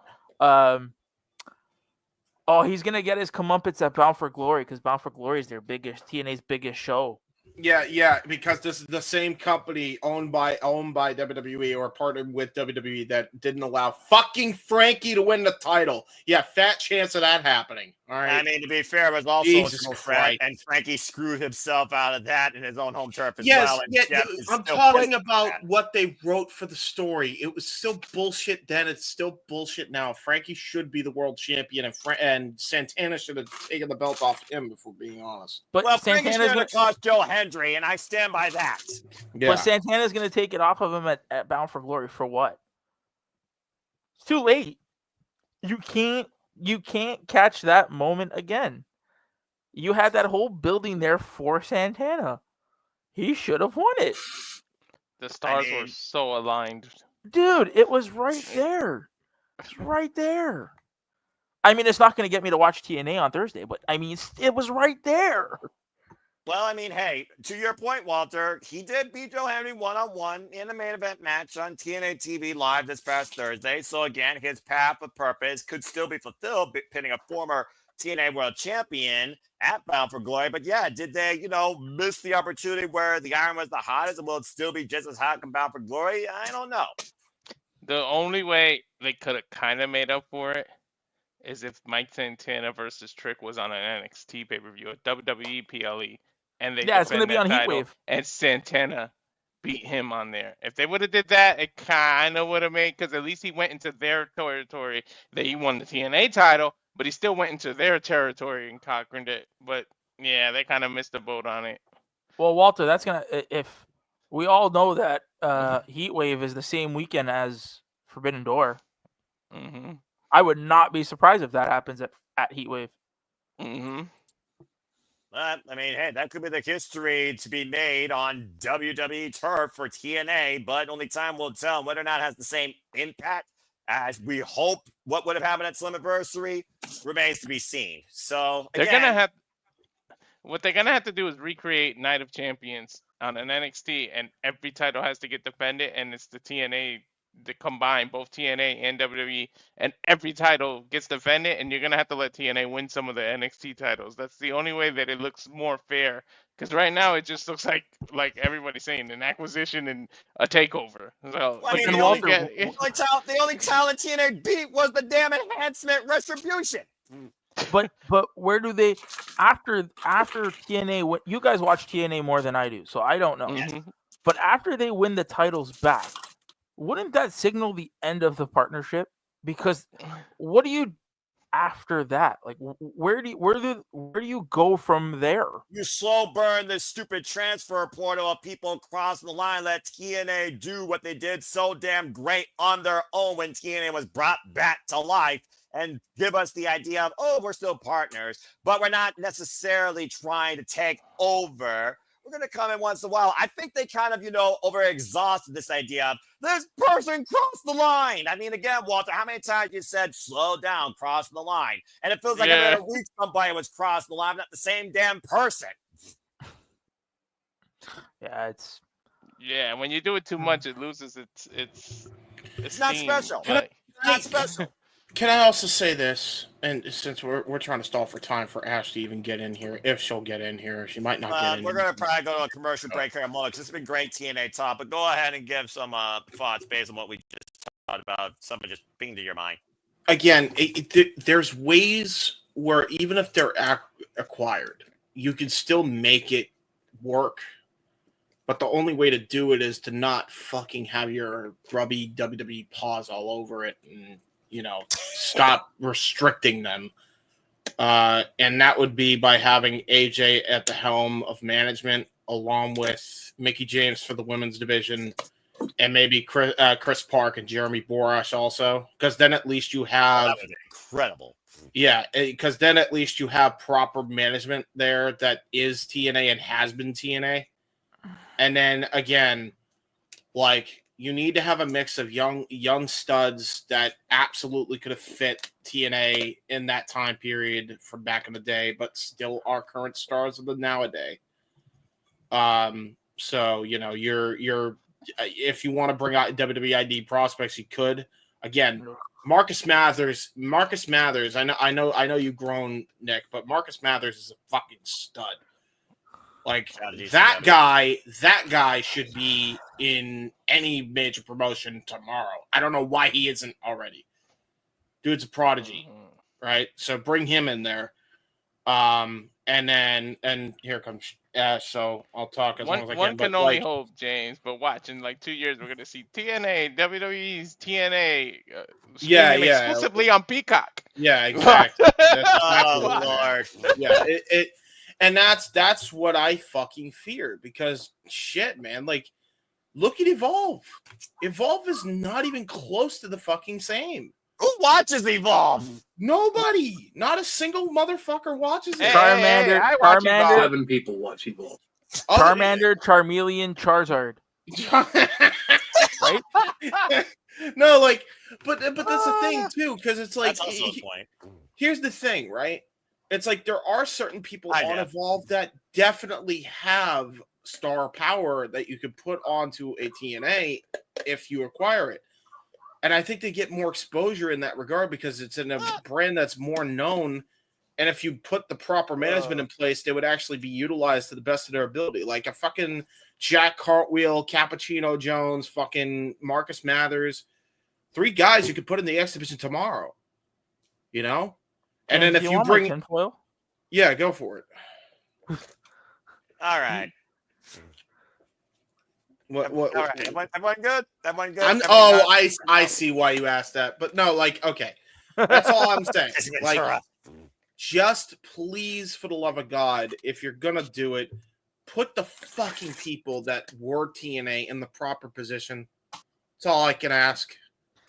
Because I don't think they're stopping it. It's going to be acquired. There's no stopping it. And I'll end with this. Shame on Dixie Carter. Shame on Billy Corgan for not having his ducks in a row. Shame on Jim Cornette, Vince Russo, Hulk Hogan, and Eric Bischoff. It's ironic that one of them's passed now for getting us to this fucking point. Because had none of those decisions even fucking happened, TNA would still be around as its own entity. But because their decisions were made, this is what it is. It fucking Jeff Jarrett too, to be honest. Jeff Jarrett's question, what the hell did friggin', multi-year partnership with NXT is actually supposed to accomplish? What does that tell you? Yeah. Ryan? In the Jarrett's defense, Jerry's accountant screwed them. Fudged numbers. That's fair, too. The whole reason why they were in bed with Dixie's parents to begin with. So, yeah. Make sure you can trust your lawyer, everybody. That's true. Since we're still on the TNA stuff. It's an incredible TNA conversation, by the way. Riveting. Most anyone has ever talked about it. Yeah, I hear my wife. Also probably accurate. Damn. I hear every time I say TNA, I hear my wife from the other room. Tits and ass. Oh, does she really? Oh no. She is. Well, that was problem number one because it was named TNA Wrestling. I mean, and Vince Russo came up with that genius plan. Because we're talking about this, and I want to, again, I think it was up there, and I want to address the TV deal rumors. So I think there were three? Weren't there three rumored places? It was FS Fox, FS1, A&E, and there was one more. Sci-Fi, I think it was. Yeah, Sci-Fi. What are those three? For SmackDown. It was. It might not be Sci-Fi. It might be somewhere else. But regardless, there were three. What was the one thing? If you looked at all of those, what's the one thing that each three have in common? They were all in bed with WWE. Oh yeah, that's true. And Fox dropped SmackDown. So what does that tell you? There you go. Well, So regardless, a WWE partner or TV, whatever you want to call them, if they do get a TV deal, that's who's giving them a TV deal. It's not like they went out on their own and said, you know what, we're gonna do this on our own. We don't need help getting a TV deal. They're getting places that WWE have already been or have in or were with to help them. What does that tell you? Like, they can't do it on exactly that. And anyone will tell you that WWE owns the world, and TNA is lucky to still be alive. The company, the little engine that could, might literally be on its last legs before an upgrade that I never wanted. But the jury is out on that. I love the fact that this really extended from who could we see possibly from TNA winning an NXT championship and went into contract deals outside Carlos Silva and the TKO board of directors. The bottom line, though, is this. Summerverse is going to have a lasting impact on TNA's future, and whether or not it's for the better, the jury is out, considering we're dealing with a fatal influence and a trick. So that is just a horrible combination, in my opinion. And that being said, while we talked about Hulk Hogan, who will forever be immortal, great conversation overall. When we return from this last commercial break, whether or not other friends of the Shenanigans join us, we are going to honor two legacies of two passings. As our main event is ahead, stay tuned. We hop aboard the crazy train. What you going to do, brothers and sisters, as we talk about Ozzy Osbourne and Hulk Hogan after this. And now for a taste of things to come.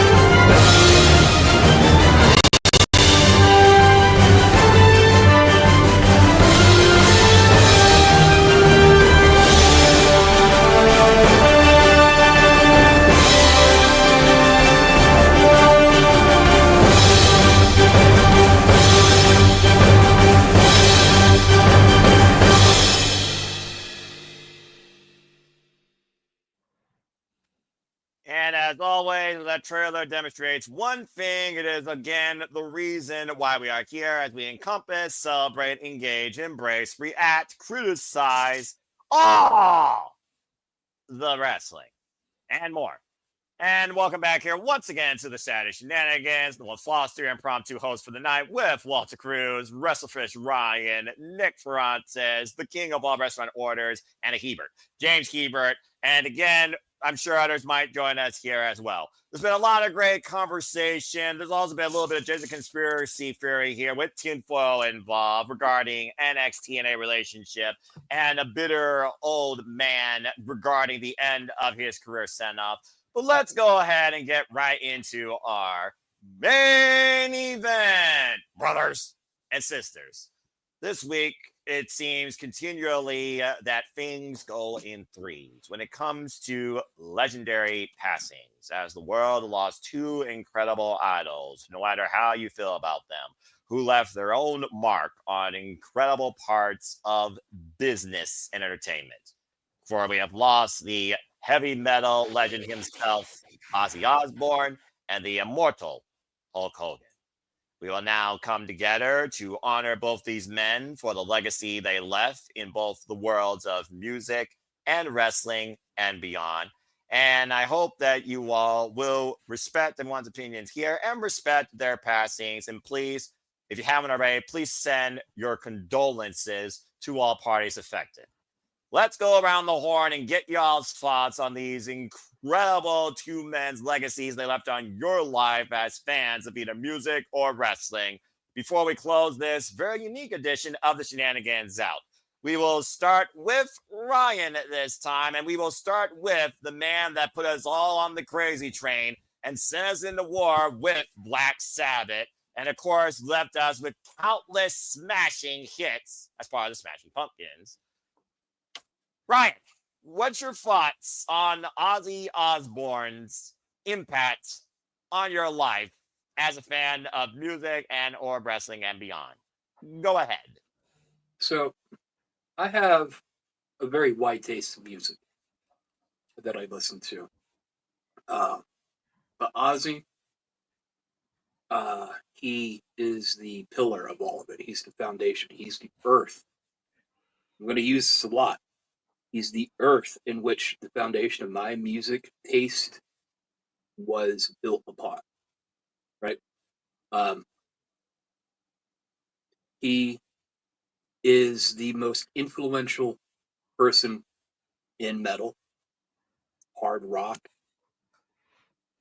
depending on your, however you define it, right? Musical interpretation's different, lyrical interpretation's different from person to person. Art is subjective, right? Ozzy Osbourne contributed more than anyone, in my opinion. And he didn't even have to try, you know, genuinely speaking.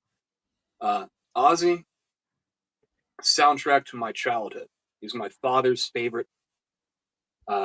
He had went to many Black Sabbath concerts, Ozzy concerts, many family road trips, vacations, backed by the vocals of Sabbath and Ozzy, and bands in which he inspired, right? Now, me personally, right, I'm a Dio guy, right? But I don't get Dio without Ozzy, right? No. So, all things considered, it's been a rough week. It extracted a very heavy toll. I have yet to actually watch the last concert. I had mixed feelings about that going into it, you know, all things considered. And he passed 3 weeks later, you know.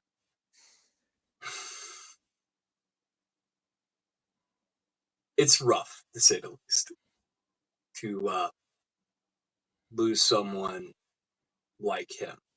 I've never met Ozzy, would never meet anyone close to Ozzy, right? But I know the names Ozzy Osbourne, Tony Iommi, Bill Ward, Geezer Butler. I can name them before I can name you the Four Horsemen. I can name the 4 horsemen, by the way. That's not the point. But losing Ozzy, it sucks, to say the least. And I thought I would have better words for this, but still kind of in mourning because that happened, then the other topic happened. So, all things considered. Yeah, well, I yield. I I'll respect that, Ryan. To add to James Ryan's and point, Walter, and then Nick. Go ahead, James. I just wanted to add to Ryan's point. It wasn't even 48 hours, and Hogan couldn't even put Ozzy over. I still think that comment, whoever made that, was hilarious, regardless of how you feel about all the passings. I still think that shit was funny. That is the most fucked up but honest thing probably been said at this time.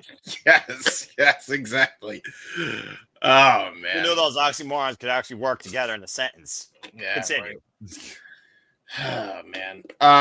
Very much like Ryan, I think without Ozzy, I don't have my musical taste. Now, mind you, my weird music taste is metal, but I got into it because of like Linkin Park and Breaking Benjamin, and then I discovered Ozzy later. Heard Crazy Train on YouTube back in 07.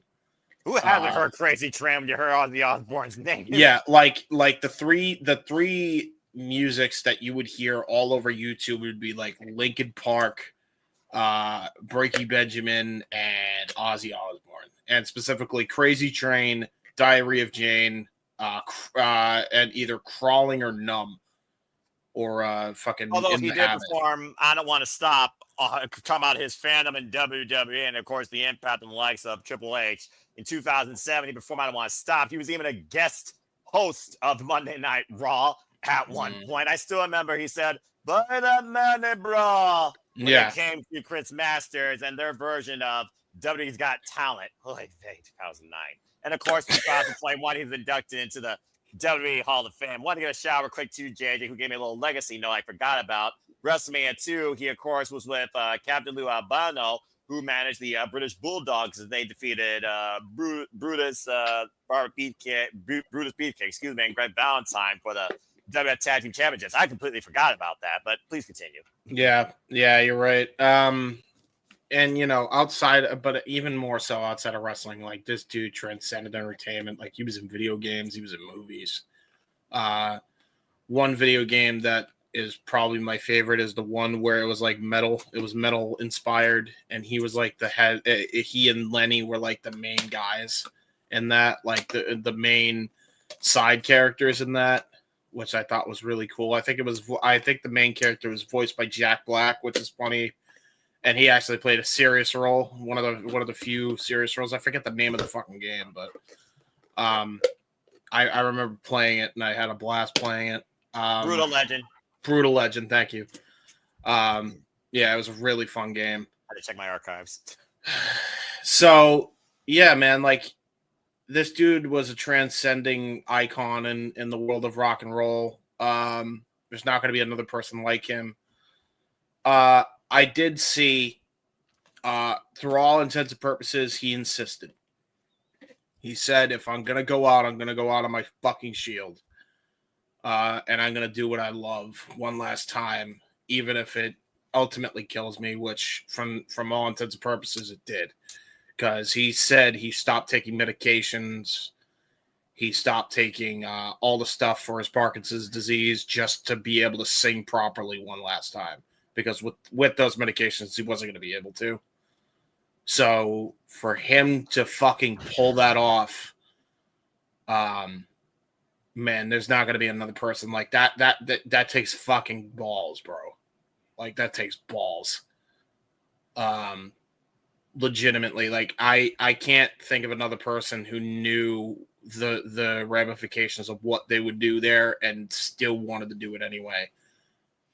And leave like one last hurrah. Like talk about going out with a fucking bang, by the way. And by the way, that concert, I seen a little bit of it. That's right up there with one of Queen's last performances and Freddie Mercury going fucking nuts at the Live Aid show. It's right up there, honestly, as one of the best final performances of all time, and I encourage people go out of your way to either watch clips of it or find the full concert on anywhere, because like knowing that now, it's a fucking breathtaking performance. He's sitting in his chair the whole time because he can't walk because of his Parkinson's, and he's singing like he hadn't lost a fucking beat. It is like unfucking believable, like how ballsy Ozzy was. I can't in a really ironic and twisted way. I can't think of anything more rock and roll than what he fucking did there. You know. Fair enough. Yeah, rest in peace, Ozzy. I yield myself. I just thought that was worth mentioning. So, well, if anyone knew what he was about, it was. Well, that being said, before we go to Walter, let's welcome in, of course, she's yours, she's mine, she's our Canadian friend, Ash. Ash is joining the Shenanigans in time for the main event. Ash, good to see you. How are you? Okay, so gets your audio. There, audio. Hi, Ash. Can you hear us? Ash is the only one that has her own theme song. Well, again, it just seems like it works for her. It does. Gotta get her. She gets her stuff together here. That's a great freeze frame. Well, Jesus. There we go. Hello, Ash. Can you hear us? Hold on. This is turned to the Verizon commercial. Can you hear me now? Oh, good grief. Can you hear me now? She's just, yep. It's frozen. It's our Canadian internet. Okay, well, that being said, while we wait for that technical difficulty to be figured out, Walter. That's hilarious that you did Eric that. Andre deal. What the fuck? It's our Canadian internet out here. Oh, dude, that was funnier than I was not expecting the Eric Andre deal. Oh, that was funnier than shit. You're fine. That was, who put that in there? Noah? I used it during the freaking Syndicate thing we up on it when JJ kept going in and out. Anyway. Dude, you got them, man. That's funnier than shit. Anytime something like that happens, you gotta fucking use that again. That was. Well, Walter, you're frothing off the Osbourne legacy while Ash figures out her technical difficulties. Everyone pretty much said, may he rest in peace. You know, beyond music, he transcended. I mean, dude, I was plugged into VH1 watching the freaking Osbournes. He was like the beginning of reality TV and like getting to know him and his family. So beyond music, this dude was everywhere.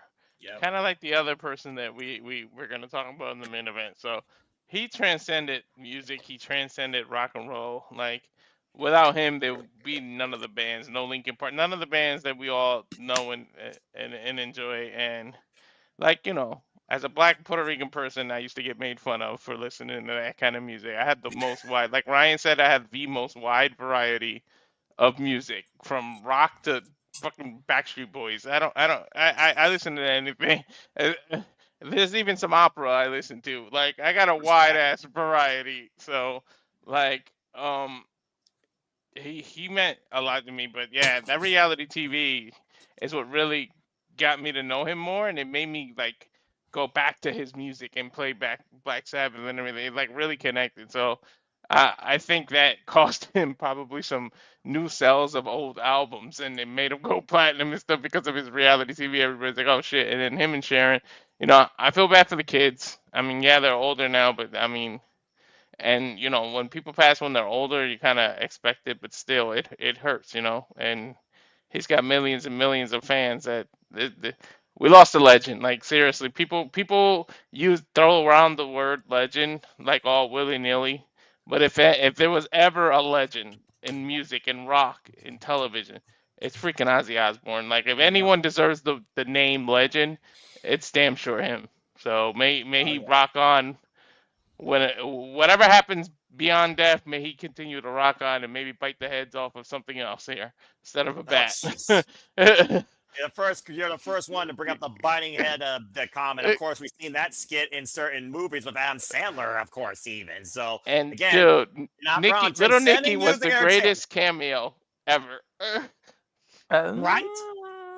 I mean, With simply up Ozzy. there, it's one of the greats. But anyway. So All right, anyway, let's go see. ahead and see if Ash now has her audio together. Hello, Ash. How are you? Hi, sorry There about we go. There's that. her lovely voice. Well, Well, Ash, welcome to the Shenanigans. You came in time for the main event as we discussed the legacy that left a course across entertainment, music, and the wrestling business. So what do you think about Ozzy Osbourne's passing? Do you listen to any of his music? Were you aware of his moments in WWE? What do you think about this? My dad was a metalhead, so by proxy, I kind of became one because there's not a day that went by in our household where Ozzy Osbourne's music was not playing. There you go. My dad and I would listen to like a bunch of Ozzy's music, and we'd also watch a lot of his music videos on like MTV and up here in Canada, Much Music when we didn't have like MTV at the time. What did y'all had at the time? We had this thing called Much Music, and we had this other music station. I do not remember for the likes of me. Yeah, fair enough. MTV? Oh, we didn't have, well, not at the time. We didn't have MTV at the time yet. And had VH1 Much? was not really hardcore enough, I'll tell you that much. Yeah, we had Much Music, but then there was You had this other Much. music. Yeah, we had Much Music, yeah. Fair enough. Honey! Surprised he didn't yell Sharon. That was not the There was of, much. There was much music back in the day. And then he freezes. Well, again, y'all out there that in Canada Canadian have great- internet. Yeah, y'all Canadian get a internet. great It's internet crazy, service. yeah. About to say. I mean, to be fair, Ozzy Osbourne was even in a commercial for a phone company. I think it was Verizon, where he tried to like give his order, and then he had to like text the barista exactly what he wanted. So again, the man that definitely wore many hats when it came to exposure in the world of music and entertainment. Do you remember his moments in WWE with like Triple H, the Monday Night Raw guest host spot, or any live performances, of course? Not that I can think of, sadly, but I do remember when I used to watch the Osbournes with my dad. That was very reality show. So funny. Good Lord, that family. We literally watched his kids grow up through that damn show. Right? Yeah, Kelly and Jack and Kelly. Yeah.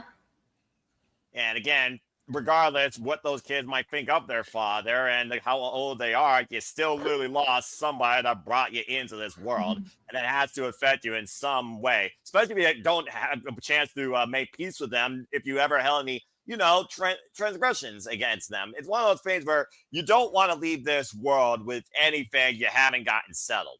Period. Yeah.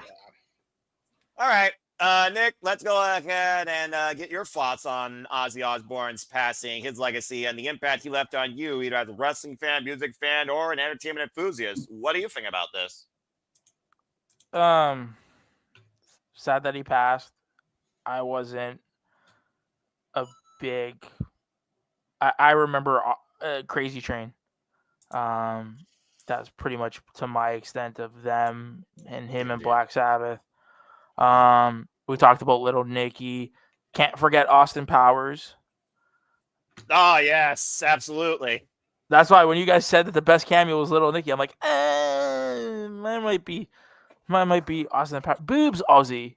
It's fucking boobs. When I was once a wee lad, I saw the Austin Powers movie, so I cannot argue that. That is actually a trio of movies I will honor and condone. Continue. And it wasn't just him; it was him, Sharon, and the kids sitting on the couch in that scene. Oh yeah. Yes, because the rocket shape or the moon shape. Yes, I know exactly what you're talking about. I mean, other than that, it's sad. Obviously, rest in peace to him. I did catch. Talking about that concert, that was a good concert. The Black Sabbath, the final concert. No, I saw clips. One clip though that I thought I found really interesting is him and Honey. What was that kid's name? Him and Youngblood.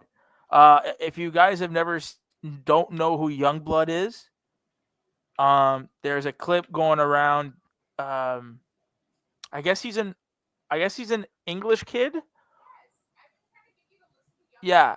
So he the clip that is going around was he actually gifted. I guess Ozzy gifted him a cross. So Ozzy was like a grandfather to him, and he gifted. There's a scene going around at the concert. Before the concert, Youngblood gave Ozzy the exact same cross. He had one made. Very sweet clip. He's thanking Ozzy. You see Ozzy's in his chair. Ozzy's like, "Yo," he's like, "No, it was in his wheelchair. He was in his wheelchair." But regardless, like Ozzy was telling this kid, like, thank you for everything. Ozzy was thanking this young kid, like, and the young kid's like, no, thank you for everything you've done for me. And Ozzy's just like, go conquer the world. And he's like, yeah, I'm gonna go fuck shit up. He's like, go to America, conquer America. Just like but if you Adam Lambert, because or James was saying about Queen. I saw Adam Lambert with Queen live, and I was like, yo, he could hit octaves, maybe not on to par of Freddie Mercury, but he was there, right? And he had that look. Adam Lambert has that look to him. So like you can see that like Adam Lambert could definitely be that guy to take over the throne for Fred. The same way with this Youngblood kid. Like I said, if you heard my wife, I'm gonna listen to one of this Youngblood song. But if you look at this kid,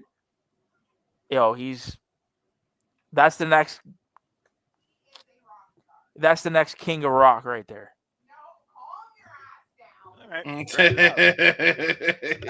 do wonder though, how many Ozzy Osbourne cosplayers are gonna come out of the shadows now before October? Hold on. Yep, that's the clip from W Got Talent when he guest hosted Monday Night Raw, and of course at his moment with DX and of course Jericho. Oh, good grief. Classic. The guest host era of Monday Night Raw was not all that bad considering who you got. Ozzy Osbourne, Bob Barker, just saying. And then there's a picture right there to illustrate Nick's point. Well, so that's Youngblood right there. There you go. Good shit. Well, again, Ozzy Osbourne, rock on eternally. All right. Well, that being said, that wasn't the only passing this week that left a lasting impact on all of us, brother and sister. Let's go ahead and talk about another one that is now immortal, truly immortal. Hulk Hogan. Regardless what Terrence did in his later half of life, no one here who understands the wrestling business as we know it cannot say that Hulk Hogan did not have some sort of impact on them in where we're at now. Again, I talked about verbatim one time when we honored Hulkamania with the biggest Hulkamaniac we know, Jeff motherfucking Meacham, where if it wasn't for Hulk Hogan, I would not know New Japan as I know it because he and Antonio Inoki were once the freaking tag team champions. Without him, there would not be a G1 climax. I'm just saying. Hulk Hogan transcended not only Americano, he transcended the squared circle globally before anyone else even knew what that meant. But finally passed away due to cardiac arrest. So let's go ahead and get y'all's thoughts on the legacy that was the immortal Hulk Hogan. James, I will start with you. What do you think of the fact of Hulk Hogan's passing, regardless of his recent life choices he may have verbally spoke, didn't murder anybody, folks, verbally spoke, and maybe be chastised for life, but prior to that, his lasting impact for you as a wrestling fan? All right. So if y'all know what I've dealt with, after this, I'm going to take my leave because this is the one thing I wasn't looking forward to for obvious reasons. If you know what the fuck has gone on, everybody in the bottom row knows. Look, I'm going to say this.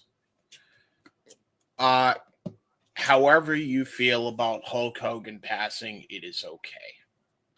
If you feel mournful because this was a childhood hero, it is okay to feel that way. If you are happy and elated because of the comments he made and how disrespectful he was to a certain group of people, that is understandable and okay. I say that because Maven Huffman said that himself. So I see to what he said there. And I'm going to leave that aspect of it at that. I'm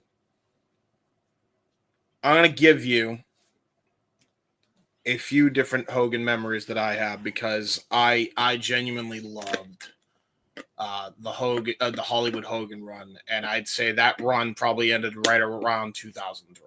So there's a lot of memories I have that I'll go over, but I also have memories outside of that era as well of Hogan that I'll definitely give. So this is what I'm going to do. Yellow killer flower. Yeah. Everything that you said is accurate, Noah, so I don't need to kind of go over the history of Hulkmania, Hulk Hogan, and the impact on the business. No, Jeff, I'm sure, will do that on Monday. Stay Yes, tuned for Jeff exactly. Talk so Hulk Hogan, folks. My thing is I'm going to give you my favorite moments, my favorite lie, because I still think it's funny, some of the lies he told, and my favorite matches. Okay, and this is going to be scattered across the fucking board since I'm going to be leaving anyway, and I'll be seeing myself off after this.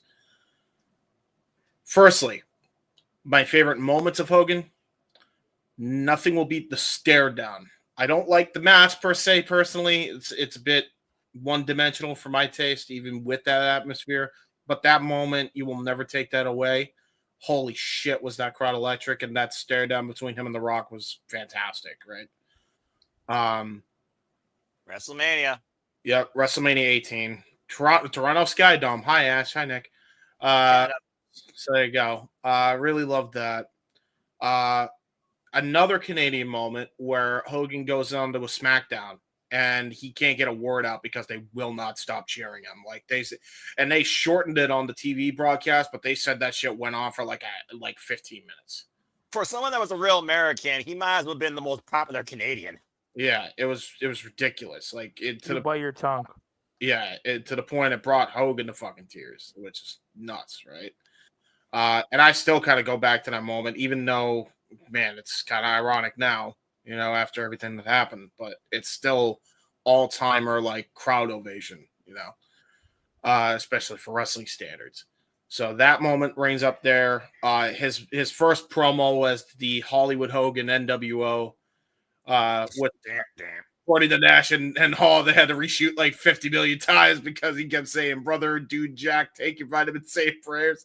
So they had to have him. He's like, "Brother, you gotta be a heel. You can't do this shtick. It's not gonna get over." But whatever take they did have, damn, did he look like a bastard, right? So really well done there. And then I think my all-time favorite moment is when he comes down to Voodoo Child one last time at Mania 19. And that's gonna be apropos for my match listing. My favorite Hogan lie is when he said he partied with Elvis after winning a title. All right. If y'all know when Elvis passed and when Hogan won the title, they don't line up. So there you go. That's at least one of the more lighthearted lies in a way. So I can't get mad at him too much for that. But that's my all-time favorite lie because of the absurdity of it. And here I thought you were going to go with the Mr. America gimmick. Oh, no, that was a pretty fun lie too. But go ahead, Ryan. He might have partied with Elvis. Hear me out. He might have. Who says he was sober?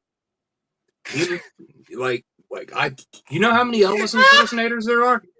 That's fair. You know You know how what? many people swear to God Elvis isn't dead? Mushrooms are a hell of a Okay. drug. Accurate. Where's the tinfoil, Nick? Where's the tinfoil? I mean, listen. You know what, though?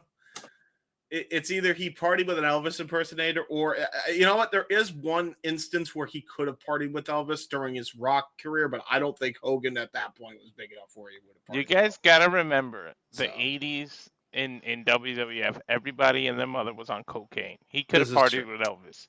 In his head, maybe. In his head. Anyway, that's neither here nor there. I still think that lie is absurd. It's funny. My favorite all-time matches, and this is going to surprise a lot of people because I got a work rate match, I got a favorite TV match, and then I got a favorite, I got a favorite Nitro match, and I got a favorite WrestleMania match. Ooh. Which is sports entertainment match. I guess you could label that under that category. Work rate match, his match with the Great Muta. Yes. Fucking fantastic. Anybody that wants to say Hogan could never wrestle, he just chose not to. Because look at that fucking even if he hated it, match was stellar. Probably His his New best. Japan run. Yep, that was his That's New right. Japan run. Yep. So I really like that. Probably his best match at his New Japan run, if I'm being quite honest. I even like that better over Inoki. I know. I'm gone anyway, JJ. Relax. So yeah, I like that one. I like typical James. I like the DDP match from Nitro. I thought that match is very underrated. That television match is really good. I told Noah to have the Jeopardy music on standby. Yeah, no, Don't give me any ideas. All right, I can add more stuff in here. I love the Un-Americans match on a SmackDown 2002 between it was Hulk Hogan and The Rock taking on the Un-Americans for the World Tag Titles, which I think is supremely underrated. And I think now, thanks to Deadlock Pro doing a podcast on that episode, I don't think that nearly gets enough love as it does. And last but certainly not least, my favorite match, which is ironic because it involved two people that are not exactly savory, especially one, Hogan and Vince. I still think that match rules. I still think they killed each other. I think it worked for that Mania, and that is honestly one of my favorite Manias of all time. And the real blemish, the only blemish on that Mania, personally for me, was, well, Booker and not winning the title. So that's all I have for y'all. Okay. I said, and the reason why I'm going as long as I said that other than this show, don't bother me with fucking Hulk Hogan again. I never want to have a discussion on Hulk Hogan again. And again, if you've been in the spaces, you know why. But out of respect for him, even though he had his flaws and he did his mistakes, rest in peace, Hulkster. Thank you for everything you did that was positive to the wrestling business and for getting us to this point. Because quite honestly, without Hogan and the way they went about presenting Hogan, we don't get wrestling as we see it today. And a lot of the stuff that we have today does not happen. So thank you, Hulkster. Rest in peace. I'm gone. I'll see you on the Jay Hebert side. Take care, everyone. All right, then. And again, folks, you can follow James Hebert at the following: Jay Hebert Side 95 on the X, Jay Hebert Side on YouTube. I do really cool and dumb things on the internet. Carry on with the plug.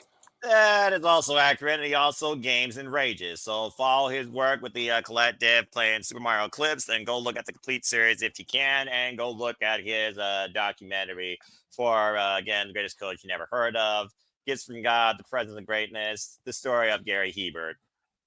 Appreciate you, James. All right, number 5. Okay, well, that being said, what you gonna do following that? Walter, let's go to you. Again, you were pretty brief with the Ozzy Osbourne. Let's see what you can do when you dive or deliver the leg drop when it comes to discussing Hulk Hogan's legacy on you as a fan, but also on the business. What would you like to say regarding his passing and his lasting impact? I said it earlier about the word legacy or legend with Ozzy. WWE likes to call their wrestlers superstars. You can at me all you want. There's no bigger definition of that word than Hulk Hogan. He literally was the first to if they started calling people superstars back then, he would be the first because he transcended everything the wrestling was about. If you take a look at WrestleMania, the dude had Mr. T as his teammate. The dude has been involved in Rocky movies. And I don't give a damn. You can talk shit about his acting career. There's some bad, good movies.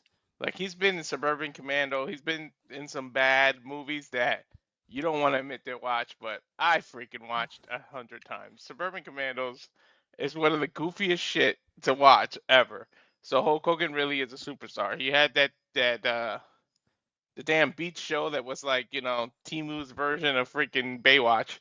I don't know why I can't think of the name of the show off the top of my head right now, but Hogan was a real superstar, and he was in acting before he switched to WCW. And he came back and revitalized his career. I don't care, as a black Puerto Rican person, I forget what his Terry Bollea did. You can't put anything from what Thunder in Paradise. Thank you. Yeah, I was literally about to say it, but I didn't want to interrupt you. Thank you, JJ. No, yeah, but I used to watch that right before Nitro. They made it come on before Nitro a few times, or at least a rerun. So I used to watch that. But yeah, no bigger superstar than the man Hulk Hogan. And in my opinion, this is my opinion, everything's subjective. The man owns the greatest heel turn in the history of this industry. Like, seriously, simultaneously broke millions of kids' hearts. When he was to say your prayer, yellow and red, eat your vitamins, even though the kind of vitamins he was taking, you don't want kids doing. But, not here nor there, but continue. Yeah. But when he went to the Hollywood, I mean, the amount of shit that was thrown into that ring and the amount of soda, beer, everything that hit those three men while they were in the ring, you can't execute. That's chef's kiss. You can't execute a bigger heel turn. I know Cena, everybody loves it and everything, but Hogan literally, it's just my opinion, has the greatest heel turn ever. He defines what a superstar really is. He transcends everything. I mean, the only blemish in terms of wrestling might be the TNA portion of his career, but other than that, he made an impact. No pun intended, because I just mentioned TNA. Everywhere he went, like, literally, and it's sad, and he will be missed. Like, I don't care, personal feelings aside, that man is somebody's father. The man is somebody's husband, and the people that celebrate his death, like, that's really some below the dirt types things. Like, no one should be celebrating anyone's death. Like, the man has a wife, the man has kids, regardless of his estranged relationship with his daughter and everything. And rumor has it he tried to make amends before he passed. It's almost like he knew he was on his way out. He tried to amend with Brooke. I don't know the results of that. I don't know what happened, but people are in mourning. May Hulk Hogan rest in peace, brother. And we have seen the man drop his final leg drop. I mean, the man was in pain. Like, if you follow his career, the man had a lot of health issues. So, I mean, maybe he's in a better place, maybe not. I don't know. I don't know what people believe in that afterlife, but brother, rest in peace. I have nothing more to say. Like, I just wish people would stop being so goddamn negative and celebrating people's death. That's horrible. And unfortunately, it's the world that we live in, where people lose sight on the value of humanity and lack a will to show, even for one iota, a brief moment of humility. But well said, Walter. And to be fair about the TNA run, it was the first clip and the first time that TNA did hit an all-time high ever. I would say, The good thing, it brought Joker Sting, and I fucking love Joker Sting. I do So. agree about that as well. That was the best Sting ever. Nervous because you should be. I loved that saga. The Bound for Glory match, it was what it was, but I also do love his rockin' version of that theme he also came out with in TNA all the time as well. All right. Well, that being said, let's go ahead and move on and get some other thoughts regarding the legacy of the immortal Hulk Hogan. Nick, what do you guys say regarding Hulk Hogan's lasting impact and legacy on the wrestling business, and how did he affect you as a fan? Hulk Hogan was before my time. So I hope I don't. No, that's justified. If you again, I hope.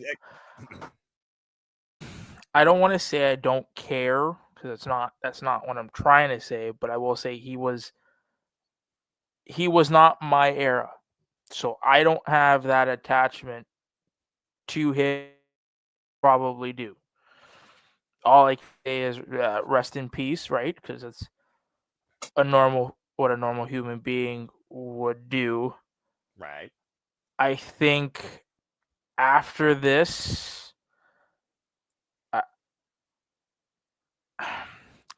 people, how do I say it? People using his death as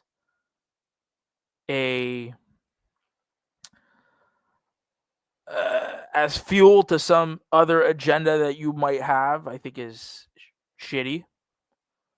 For example, you hear the people clamoring and bitching, oh, why didn't AEW put up a picture? Why didn't they do it? Miss me with that bull, because you got it tonight. So we can stop all of that crap. I will address the elephant in the room. I think Hulk's death has brought a side of the IW that is stupidity, for a lack of a better term. It wasn't already brought out? Oh, Noah, you know what? I give you and Ash and I give Walter credit. Y'all stay away most of the time from our online IWC spaces, and I see Ryan's face in there. He knows what I'm talking about. It has been the last, could you say 48 hours, Ryan? Too? Hogan died about 12:30 Thursday. Probably close hours? to 11:30. So, yeah, let's say 48, 49, 50 out. I mean, it's really easy when all you do is just beep. You'd think a lot of people could do that, but it for the last 50 some hours, or X, whatever you want to call it, has just blown up into something that there's no words for it. Fair enough. I think hopefully after this, it goes away, but let's be real, it's not. So there's always going to be something next. But at the end of the day, rest in peace, Hulk Hogan. Despite what you think of Terry Bollea, it's like you guys said, a man died. Let's just let's just mourn his death, right? That's it. That's all there is to it. Yeah. I mean, even if you don't know the person, you still recognize the name. You recognize the impact he had on you in even the smallest capacity, whether it was wrestling or the world of entertainment or even infomercials for that matter. I mean, hell, I learned about it from, get this, my mother from my sister who texted my mom back when my mom and my sister were wrestling fans of the Hulkster. They were wrestling fans before I was even conceived. It was my mother and my sister that got me onto the WWF in the first place, and Hulk Hogan wasn't the first name I thought of when I was a freaking fan. I thought of Bret the Hitman Hart and Shawn Michaels, but then Hulk Hogan came into play, and I understood what they meant. I mean, again, how many legacy moments did he have? But again, it's all about hindsight, looking at the wrestler, separating the character from the person, or looking more at the person versus the wrestler, looking at who you're more related to versus who you got more exposed to due to the internet. That's just kind of the way I look at things. And again, I don't have notifications. I don't scroll. So again, protect your mentality, touch grass, not what you freaking produce, and freaking get a life. Anyway, exactly. Ash, what do you have to say regarding Hulk Hogan's passing? Were you ever a Hulkster? Anyone in your family was a Hulkster? You have any like legendary, immortal moments? We talked about New Japan, for example. You and I, of course, being New Japan founded. I mean, he was one of the very few people, non-Japanese, a Westerner, that freaking competed in the Tokyo Dome, for Pete's sake. Yeah, then won the G1 tournament before it was called the G1. Exactly. So I know about Hulk Hogan's New Japan run, but I haven't. Stop me if you've heard this before. Checked it out yet? That's fine. It's in the legacies. Continue. Yeah, the amount of matches I have yet to see is alarming and astounding. Listen. Say what you will. Say what you will about Hulk Hogan. Everyone has their feelings towards him, and they're all valid. They're entitled to their opinion. Yeah. I am not a fan of Hulk Hogan. Hulk Hogan was a bit before my time. But with that being said, I understand his importance in professional wrestling, his influence in getting it mainstream, and the impact he has on fans and some of the people within the industry as well. Mm-hmm. And I understand like how people feel about Hulk Hogan, because he's one of those people where it's hard to separate the character from the person playing the character, especially when the person who played the character had a hard time separating himself from the character as well. Now, even though Hulk Hogan's before my time, I still have like some memories of Hogan, like the entire build-up to WrestleMania 18 was some crazy ass shit. And okay. So here's something funny. For the longest time, I thought Hulk Hogan and The Rock what main evented WrestleMania 18. Didn't it? No, it was Jericho and Triple H that did. And here's the reason why here's the reason why I thought so, because at the time when WrestleMania 18 was around, my mom and my dad were separated. Keep in mind, they were never married. Thank the Lord for that. But anyway, that's neither here nor there. Well, Jericho has said it plenty of times that they shouldn't have main evented that. It should have been Hogan and The Rock. Yeah. Right. So I agree. Continue. So I got to visit my dad on the weekend, and I got to watch WrestleMania 18 over there.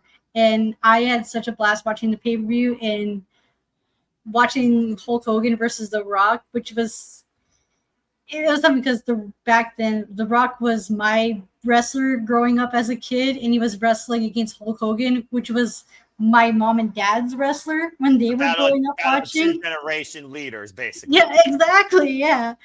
And then I'm sitting there going through the match, and right as the match was over, my dad gets a call from my mom telling me that I have to be dropped off home.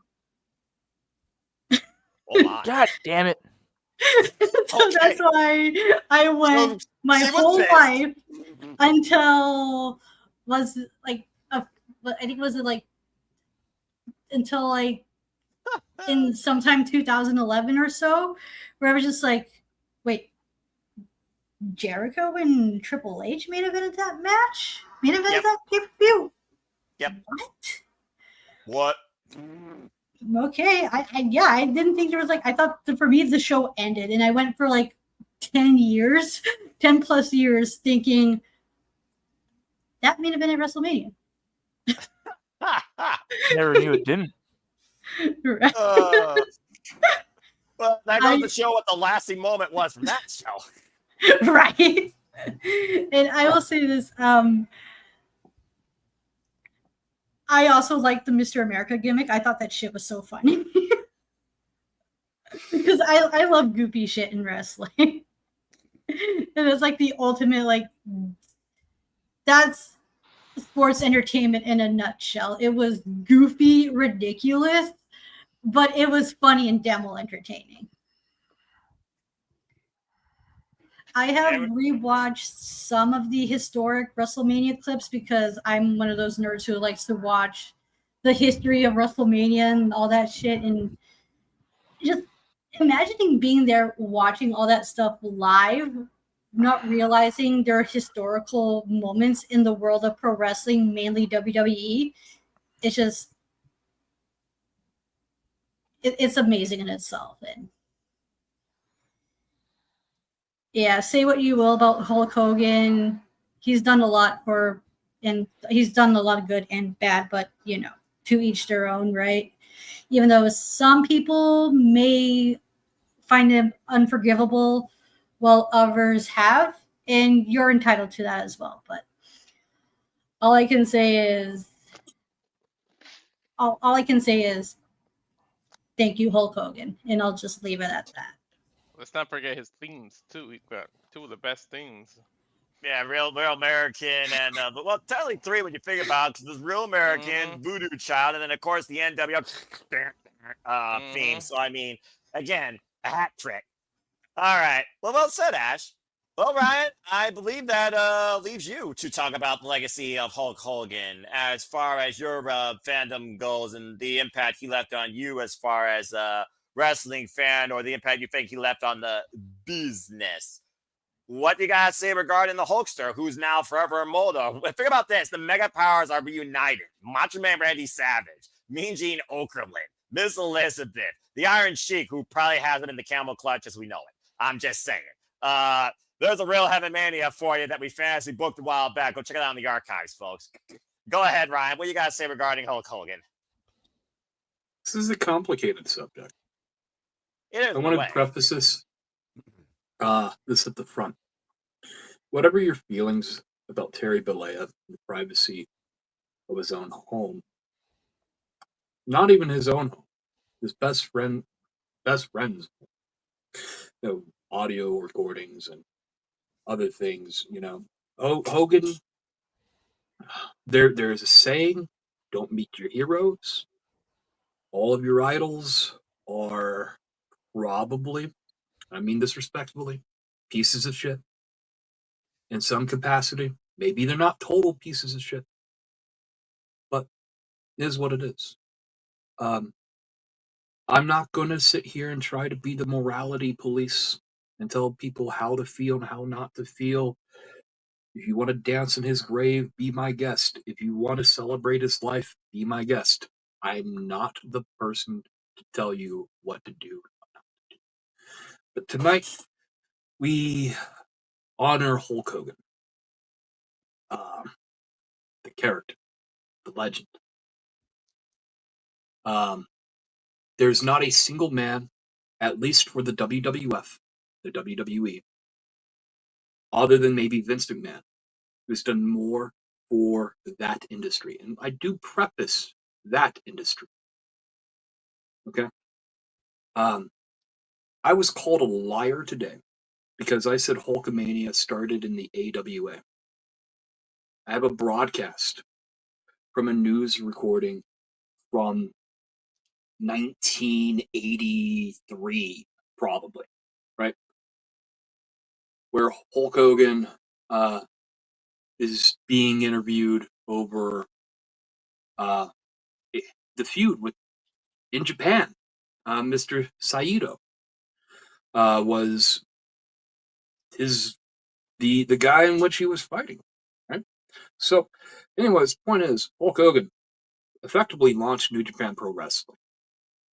Basically, yeah. Made the WWF what it is.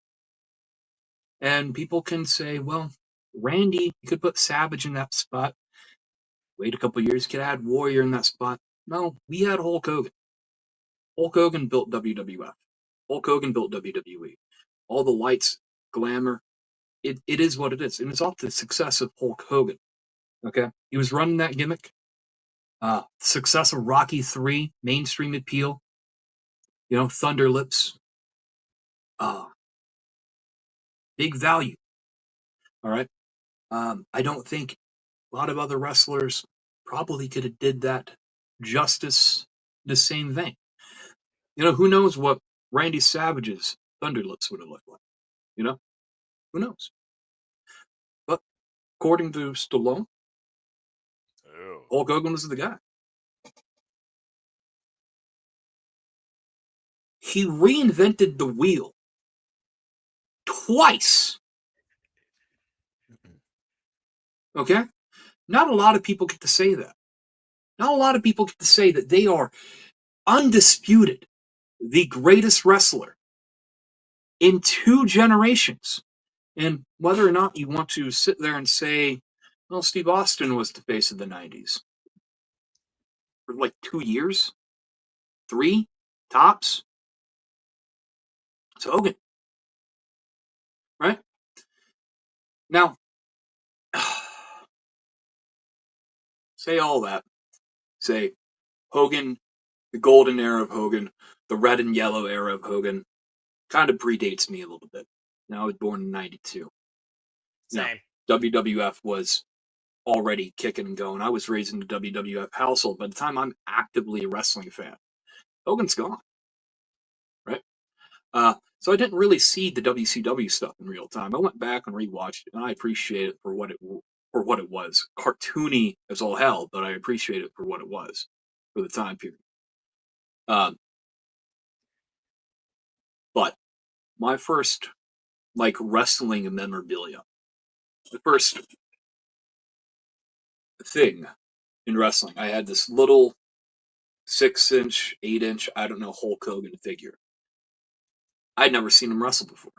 This probably was hand-me-down to me from my brother or something else. This is a very early Ryan toy, say the least.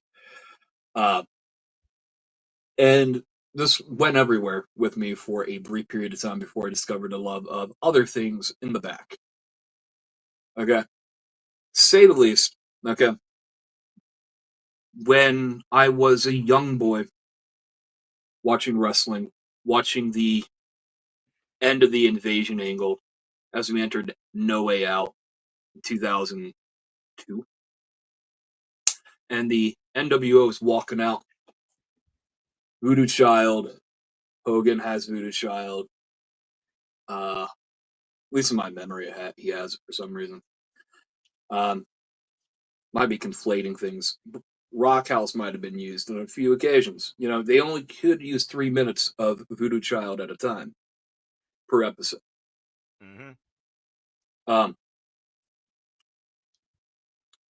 I got to at least experience the New World Order in some capacity. I got to at least experience Hulk Hogan in some capacity. The face turn, the double turn at 18, basically. Greatest wrestling match of all time. One can make an argument. Like, you want feeling, you want emotion. That match, from a pure emotional standpoint, that crowd ate it alive. There's not a lot else I could say about 18 specifically. But his face turn, when he transitions back to the red and yellow. Here's a fun little statistic, everybody. Hulk Hogan is the last WWF champion on the last WWF broadcast. Obviously, you know, WWE exists, but Hogan was the last champion of the WWF era. And effectively was the first, albeit Buddy Rogers technically holds that record in terms of the banner World Wrestling Federation. Either way, you have TNA Impact years later. One blemish, one really big blemish, but for a man who reinvented the wheel twice, and considering TNA had a lot of issues before Hulk got there, this is also. I'm not sure what you blame Hulk for. Not you specifically, anyone in here, or anyone who might be listening. TNA will TNA. That's the bit. That's the meme. Hulk Hogan, all things considered, I don't think there's another man quite as impactful, save maybe Vince McMahon. Without Hulk Hogan, WWF, much like Jim Crockett Promotions, it would have just been a nationally televised regional territory show. That's my opinion on it. Thank you, Hulk.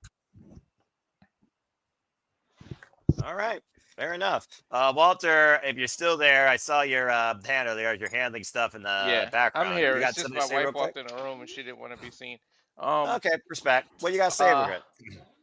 One thing we didn't all mention, if it wasn't for Hogan, if Hogan testifies the other way in the steroid case, there might not even be a WWE. WWF would have probably collapsed when Vince had to take on the federal government for the steroid case. Hulk Hogan testified that although he admitted he took steroids, he said they weren't given to him by Vince. And Vince got off and WWF got to continue. Had he testified the other way, there would be no WWE. This wrestling industry would not even exist the way it is. So Hogan impact there alone, none of this would happen and none of us would be on YouTube discussing wrestling because I don't think it would exist anymore. That's a very fair shout out as well. I mean, outside ROH and AEW, Hulk Hogan pretty much has left a everlasting changing impact pretty much on the three biggest wrestling companies recognized on the planet, even if one's recognized more internationally for what it is. That, of course, is New Japan Pro Wrestling. And shout out to Antonio Inoki. Again, great tribute this morning with the 10-bell salute on the G1 Climax show to the immortal Hulk Hogan, as Tiger Hattori and Hiroshi Tanahashi were in the ring while the locker room and the Ulta Gymnasium audience stood in silence during the 10-bell salute. So, again, massive respect. Like I said, you guys know where I stand as a wrestling fan. Born in 1992, one of my all-time favorite matches, I still hold as the bar of wrestling, SummerSlam 1992. How ironic, as SummerSlam's next week, and I'm already like, meh for it. But it is one of those things where I look at Hulk Hogan, I think about the legacy of the mark that he left in the business. Me and JJ covering those early WrestleManias. He and Randy Savage, he and Andre the Giant, he and Big Bam Bigelow, Blue Steel Cage, he and Ultimate Warrior. You think about those everlasting moments and those pops, that energy. The energy alone that Hulk Hogan created in wrestling fans from that generation still transcends the day sometimes when you heard the song Real American before all the other BS that most people might only remember. Because nowadays it's like, what have you done for me lately? What have you done recently? What is your legacy? It will only be what you've done literally in recent history, not what you've done that transcends times beyond that. But again, you look at the man as a whole on the legacy of professional wrestling, much to what you all said, wrestling would not be what it would be today, nor would you have those influences that were inspired by this man at one point to become a fan of this business, to either talk about or become a part of it. Seeing Ric Flair break down on TMC when he heard that news speaks volumes. The man somehow beat cancer and outlived Hulk Hogan, made people feel like he was on his deathbed 2 or 3 times over. And no one should ever try and, justify or literally dictate death in any capacity. Not even a mortician does that. They're just ones that are just, figure out what happened with the body. But bottom line is this. We lost an incredible human being that left a mark on the business, and we're all flawed.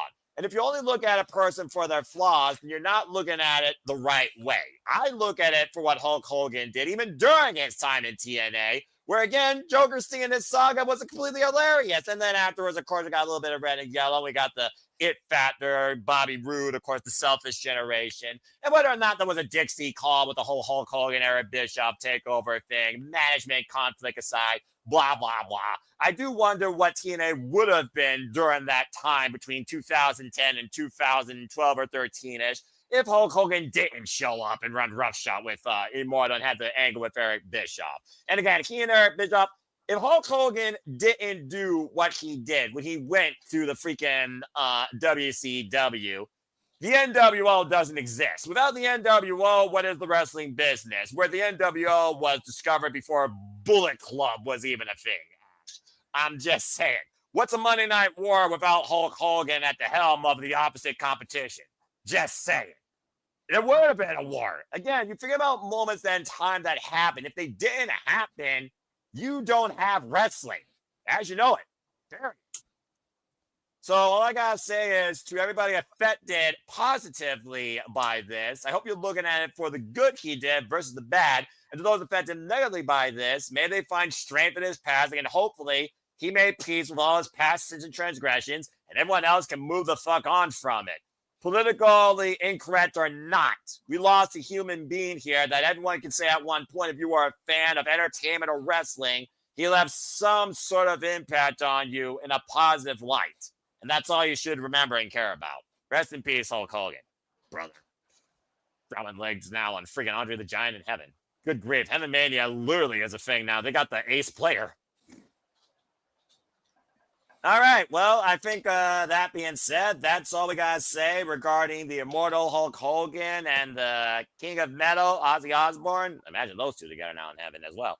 And hopefully, again, all those affected by their passings will find peace and continue to move forward as life goes on. Time waits for no one. But I think it is about that time we will bid you all fair so long after this last commercial break. So unless there's any super chats for further conversation, we will conclude after we give you the watch-along trailer one last time, too. So stay tuned. And now for a taste of things to come.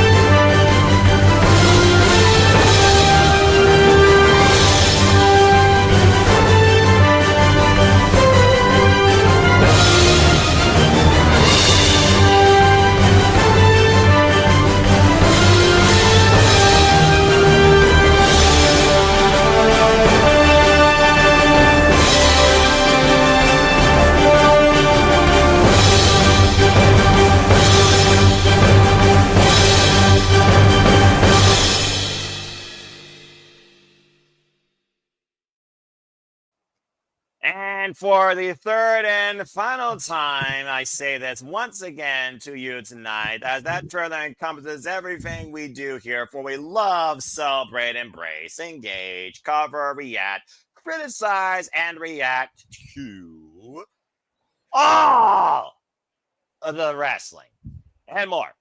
And welcome back here once again to the Saturday Shenanigans. Of course, I am the host tonight, Noah Foster, with Walter, Nick, our Canadian friend Ash, and Ryan. Shout out to the Keybird, James Keybird, who, of course, left us early.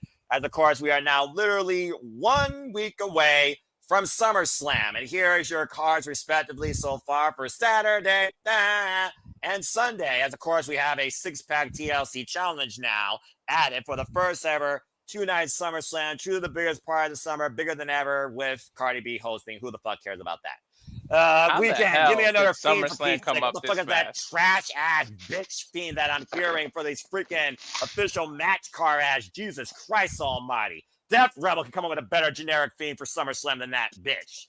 Sorry. Oh, wow. Damn. Tell us how you really feel, Nova. Right. Don't get me Tell us how started, you all right? really feel. Don't get me started. How is SummerSlam that close? Like, what the hell? There's Right, no where's wrestling, the right? time gone?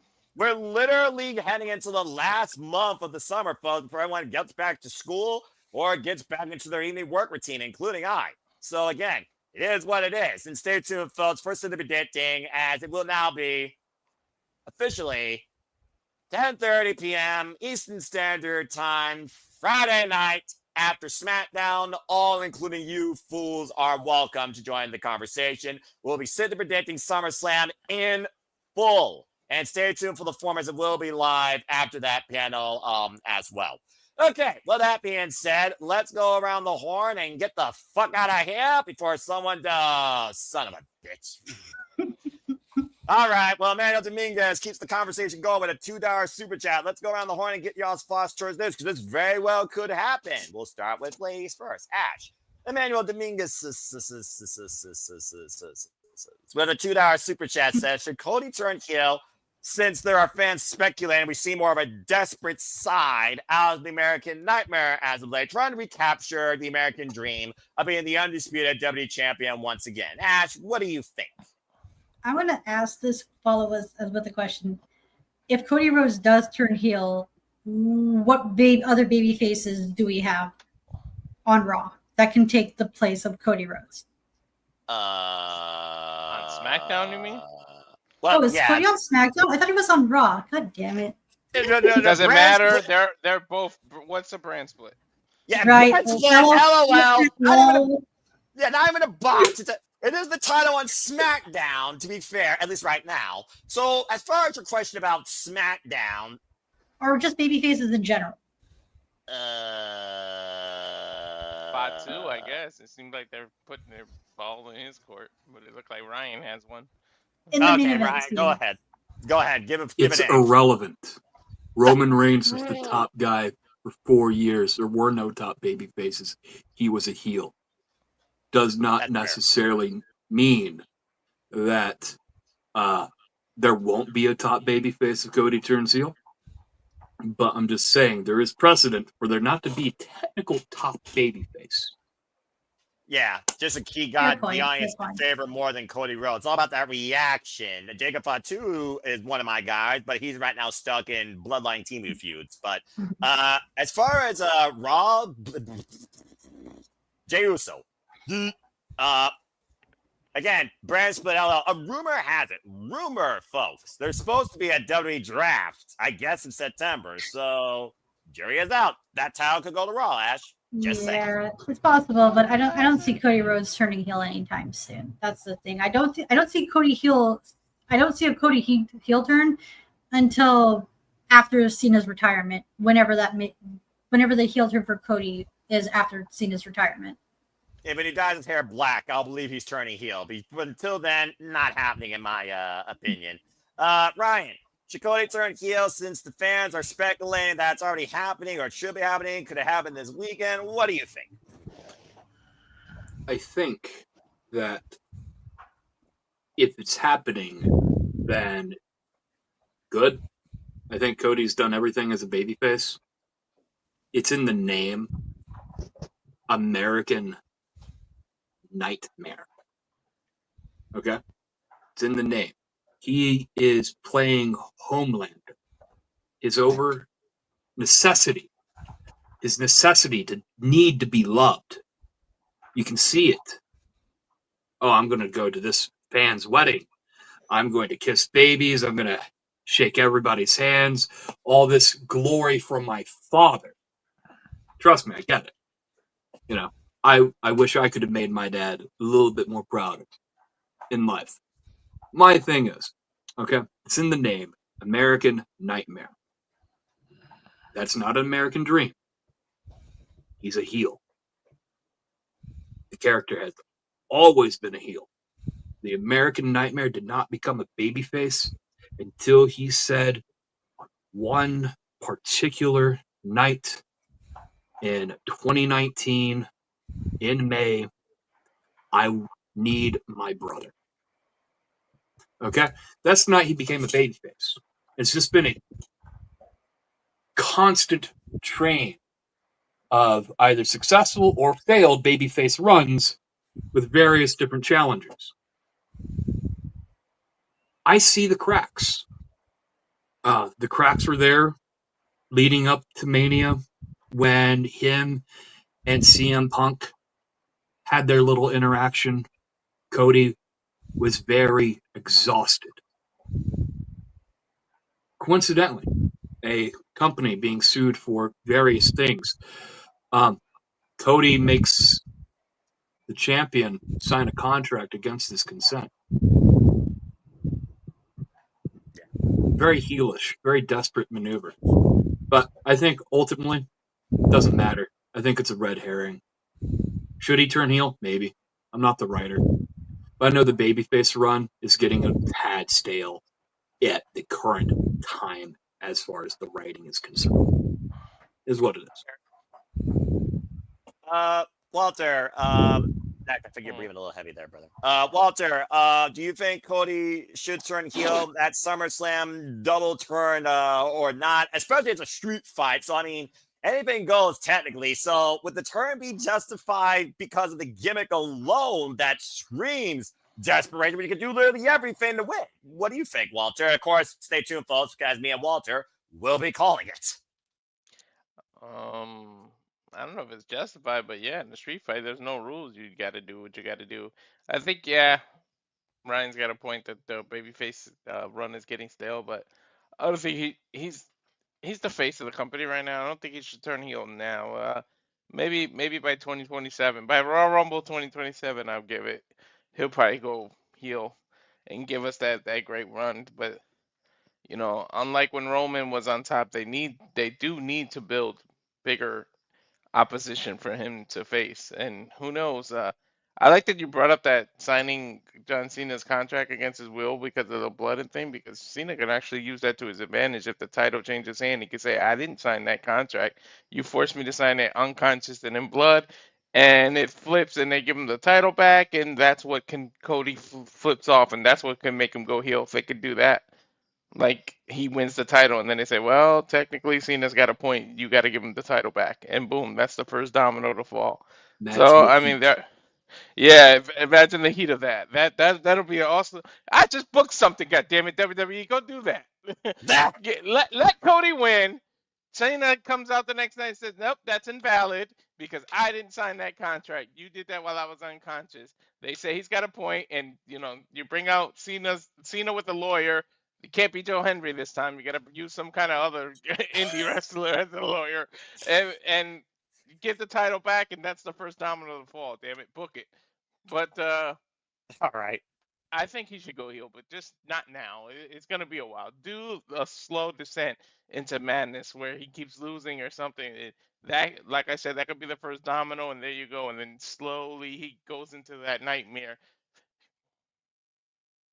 Yeah, I think that Cena should do everything in his power to AA Cody through every object possible, where he beats him emphatically to the point he leaves on a stretcher and is literally written off as far as we know. And the fact that maybe the fans forgot about him, or maybe it's time that he returns to, you know, evil ways, shades of what AJ Styles did at one time, when it was all about no one but one, and comes back with the dyed hair, black, and a whole different demeanor where it's all about him and it's all about reclaiming that championship. Not being the company's champion or anybody's champion, but his own champion. So, again, the jury is out. But as far as should Cody turn heel, look, he only can be a babyface for so long before the people get fucking sick of it.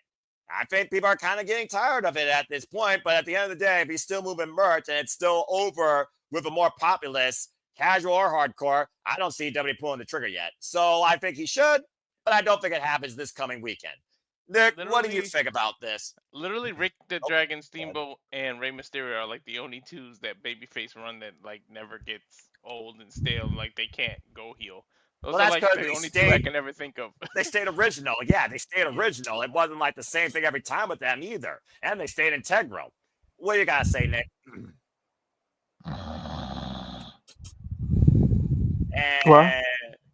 What? What does it matter if the creative's dog shit? Damn, tell us how you really feel, man. I mean, that's a fan's opinion, but I'm sure people, you know, again, it's two sides of a coin, right? You can turn heel, but I mean, how's John Cena's heel run working out for them? Fair point. Jury is out. I mean, you know, he and CM Punk had some fire, and then it got snuffed out. I mean, I'm biased. Everybody knows my stance on where I stand on wrestling. Damn it. So,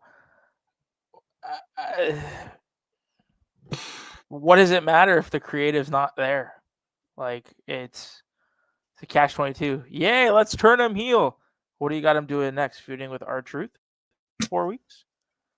Well, Ron Killing's a different story, and he's always been MIA. It'd be interesting if Ron Killing actually came out and somehow screwed one of these men. If the creative's not there, then there's the interest. That, I think, if you're doing something to that magnitude, it needs to be planned out properly, not 1 week something happens and then we're gonna change it next week, and then it's changed. Oh, let's change it in the week after, and it changed, and then change, and then change. It just, yeah. Plans subject to change, as we now have the Fantastic Four, as Walter either went GTS or his techno. Oh, no, there he is. Hold on, folks. Technical difficulties. We'll be right back. He's got to figure out his stuff. Okay, Walter's back. I don't know what the fuck happened there. Botch, Walter. Damn it. I don't know what. That was it was Cody Rhodes'. It was Cody Rhodes' heel turn. Gone with the wind.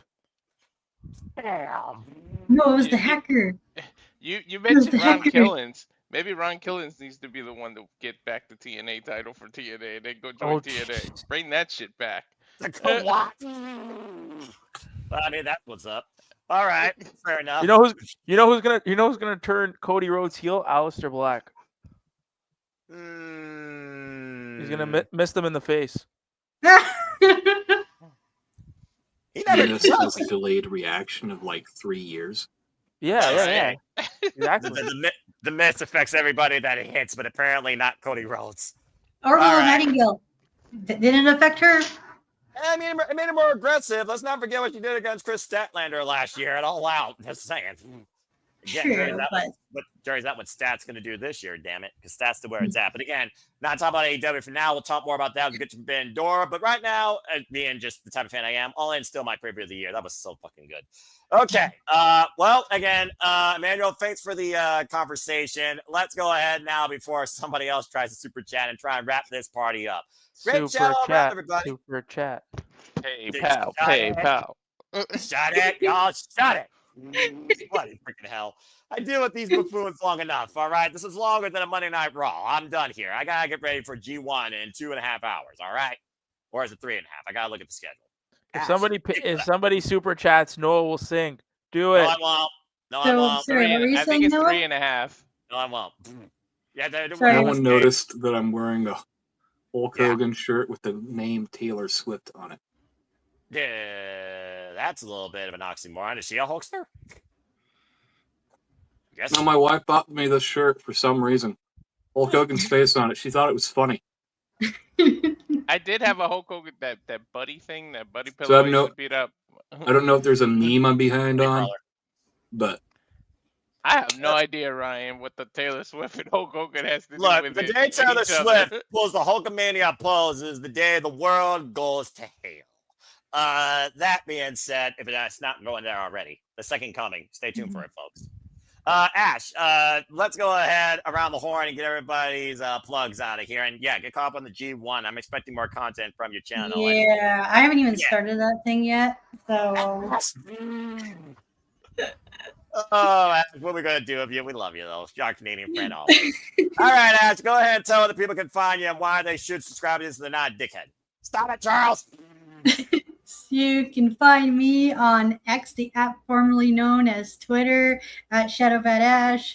And if you want to, you can. You don't have to, but it'd be really cool and prove that you're not a dickhead by subscribing to my YouTube channel, Fatty for Wrestling.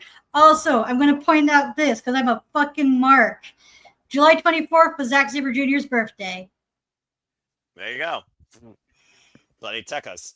Great. And again, go check out his run so far. The reigning defending G1 Climax champion, IWGP World Heavyweight champion, two-time IWGP Heavyweight champion. Again, New Japan's my company, folks. Just saying. So is the Japanese wrestling landscape. Already got them. Ash, I look forward to the next time we do collab and cover Japanese wrestling or discuss the G1. If nothing else, I look forward to covering the G1 final with you. Oh, I'd be down for that if I'm not work permitting. I might we can cover the G1 finals. Yep, we'll pencil it in. Cars subject to change, just like WWE Creative on a weekly basis. Go figure. Exactly. Yeah. All right. That being said, Ryan, always a pleasure. Appreciate your thoughts and your passion and your analysis. Where can people connect with you? You can find me on X. So you can find my at DubCEZR, where you can find me, James, and our other co-host, the other Nick, Mr. Hannibal. We have a show on Mondays, which Wrestling with Tism. You can catch us there for the most brain-dead conversations humanly possible. It is what it is. We also run a Dynamite preview show on Wednesdays, and our greater collective family members have a show on Tuesdays on X as well. So most of my actions on X. So follow me, and I'll lead you to the right place. Fair enough. If you want to call that preview show AEW Spark, like I used to do when I sparked the conversation and lit the fuse on AEW, I'd more than welcome you to take that name and run with it, pal. Proud of you. Enjoy. All right. Well, from one person that's part of Fun with Tism and Beyond to another, but also gives you a quality restaurant order. Nick, always a pleasure again. I look forward to the next time we call something together, as you, of course, now are part of the commentary family. Welcome, by the way. Where can people connect and find you? You can't find me because I don't want to be found. Fair enough. He remains oblivious. Y'all can find me on Twitter. You know how it is. Give us the food order. Not at 2 a.m, dog. You missed it. Next time, you know what? PayPal us. We'll tell you then. Oh, Lord. You DoorDash is 2 a.m. in the morning. Hey, man. There's crazier things in life. I guess that's fair. There's a reason You why can Bart find wrote me. You can find me on X. Usually in the spaces with that lovely gentleman with the lovely hair and glasses. On Monday and Wednesdays. You can find me here. Hopefully doing more with the lovely folks at the Simply Reliable Studio. And subscribe to Rage of Wrestling. Subscribe. Yeah, fair enough. Well, speaking of which, Walter, it's great to have you back as always. Simply Reliable Studios, now and forever. There you see all the channels, folks. Shout out to DJ and Hannibal, of course, at Rockin' Ropes. Editor, who is not here tonight, Follow Rangers of Wrestling, and shout out to Renegade Wrestling, JJ Williams. But most importantly, if you don't do more than one thing tonight, there is one thing you definitely should do, and that is subscribe to Walter Cruz and Rage of Wrestling. And again, if you're not going to listen to me or him or her or him or anybody in the chat, go ahead and listen to these fine people literally in the wrestling business. Hey there, it is the center of attention, Brittany Brooks here. This is your NWA Women's World Television Champion. This is the TNA Knockouts World Champion, Masha Slamovich. Subscribe to Rage of Wrestling on YouTube. Póngase verde. You better subscribe right now ahora to Rage of Wrestling. Subscribe to Rage of Wrestling on YouTube. Everybody, make sure you subscribe to Rage of Wrestling on YouTube and get them to 200 subscribers. Let's go! I love her. She's so bubbly. Again, Walter, they said it, but you're the man yourself. Say it. Subscribe. Subscribe to Rage of Wrestling on YouTube. Tell a friend. And then tell that friend to tell a friend who tells a friend to tell a friend. Because word of mouth is very, very, very, very important. And it goes... Let's use the word of mouth for positive instead of, unlike with the whole Hogan thing on X. Can spin this word of mouth to positivity. And then at Instagram, Walter.Cruz.940. Yeah, subscribe. And on X, Walter Alex Cruz. I'm sometimes involved with those spaces, but just with the big move, I haven't been able to do them. Plus, I need to find a day of the week because they seem to be on every day, and I can't fit a space. I don't want to bump heads with my friends, so we'll see what I can do with spaces. But Blue Sky, I'm barely on there. I see a couple people followed me, but it's Walter Alex Cruz. It's the same thing as X, so you can find me on both. But the bread and butter is Rage of Wrestling YouTube. Subscribe. All right. Well said, Walter. Appreciate you. And again, there's always something going on every day, it feels like, whether it's wrestling or you crazies in and out of X and on YouTube. Dadgum. All right. Well, again, if people wish to engage with me, I'm introverted. I barely speak outside of this. This is my comfort zone, as you've all made it possible since 2018. Appreciate you. But find me if you choose. I'm in Foster 1916 for all things wrestling. Shout out to AW fam, where I not only sometimes host shenanigans, but I lead simply predicting discussions and, of course, track 4 different prediction leagues. As only which continue to encourage you just to have enjoyed wrestling. So find me if you choose. I'm in Foster 1916. On X and on YouTube, where I'm only going to continue to remind you there are no winners, no losers, no betters, just fans with opinions with this passion we all share. At the end of the day, support one another, respect each other, and respect the fallen and those that have passed. Protect your mentality too, and just love and enjoy professional wrestling. It truly is as simple as that. And it's always something here, Charles. Good grief. Thank goodness Patilla isn't here. You've almost ran that gimmick into the ground. But again, thank you all for tuning in to another rousing edition of the Saturday Shenanigans. I thank you all as always. So again, subscribe. And please like, share, comment, tell a friend. Hit the bell as video goes live on demand on any of the channels here at the Super Reliable Studios. And again, hit the subscribe button. Again, you never know what we might be doing, but I assure you the content, the passion, the creativity, the rants, the outlooks, the food orders, and the Canadian hospitality is not going to let up here any The time. rage. And the rage. All the rage. Just like the fact that Masha said TNA Knockouts World Champion. She's no longer that! But Don't anyway. piss me off. You might make me rage. Walter, are you trying to start something? You pissing me off, reminding me of Masha, you know? Anyway. All right. Well, that being said, let's go ahead and get the hell out of here. So thank you again to everybody in the chat, as always, for Ash, for James, for Walter, for Nick, for Ryan, and for me, and for those that weren't here, including Datila and JJ, and for Naing, who just came into the chat. Appreciate all of you always. See you later this week for Cindy Predicting. But until then, make a positive impact in life and have a good night. This has once again been our edition of the Saturday Shenanigans. Have a good night, folks. See you next time. And subscribe.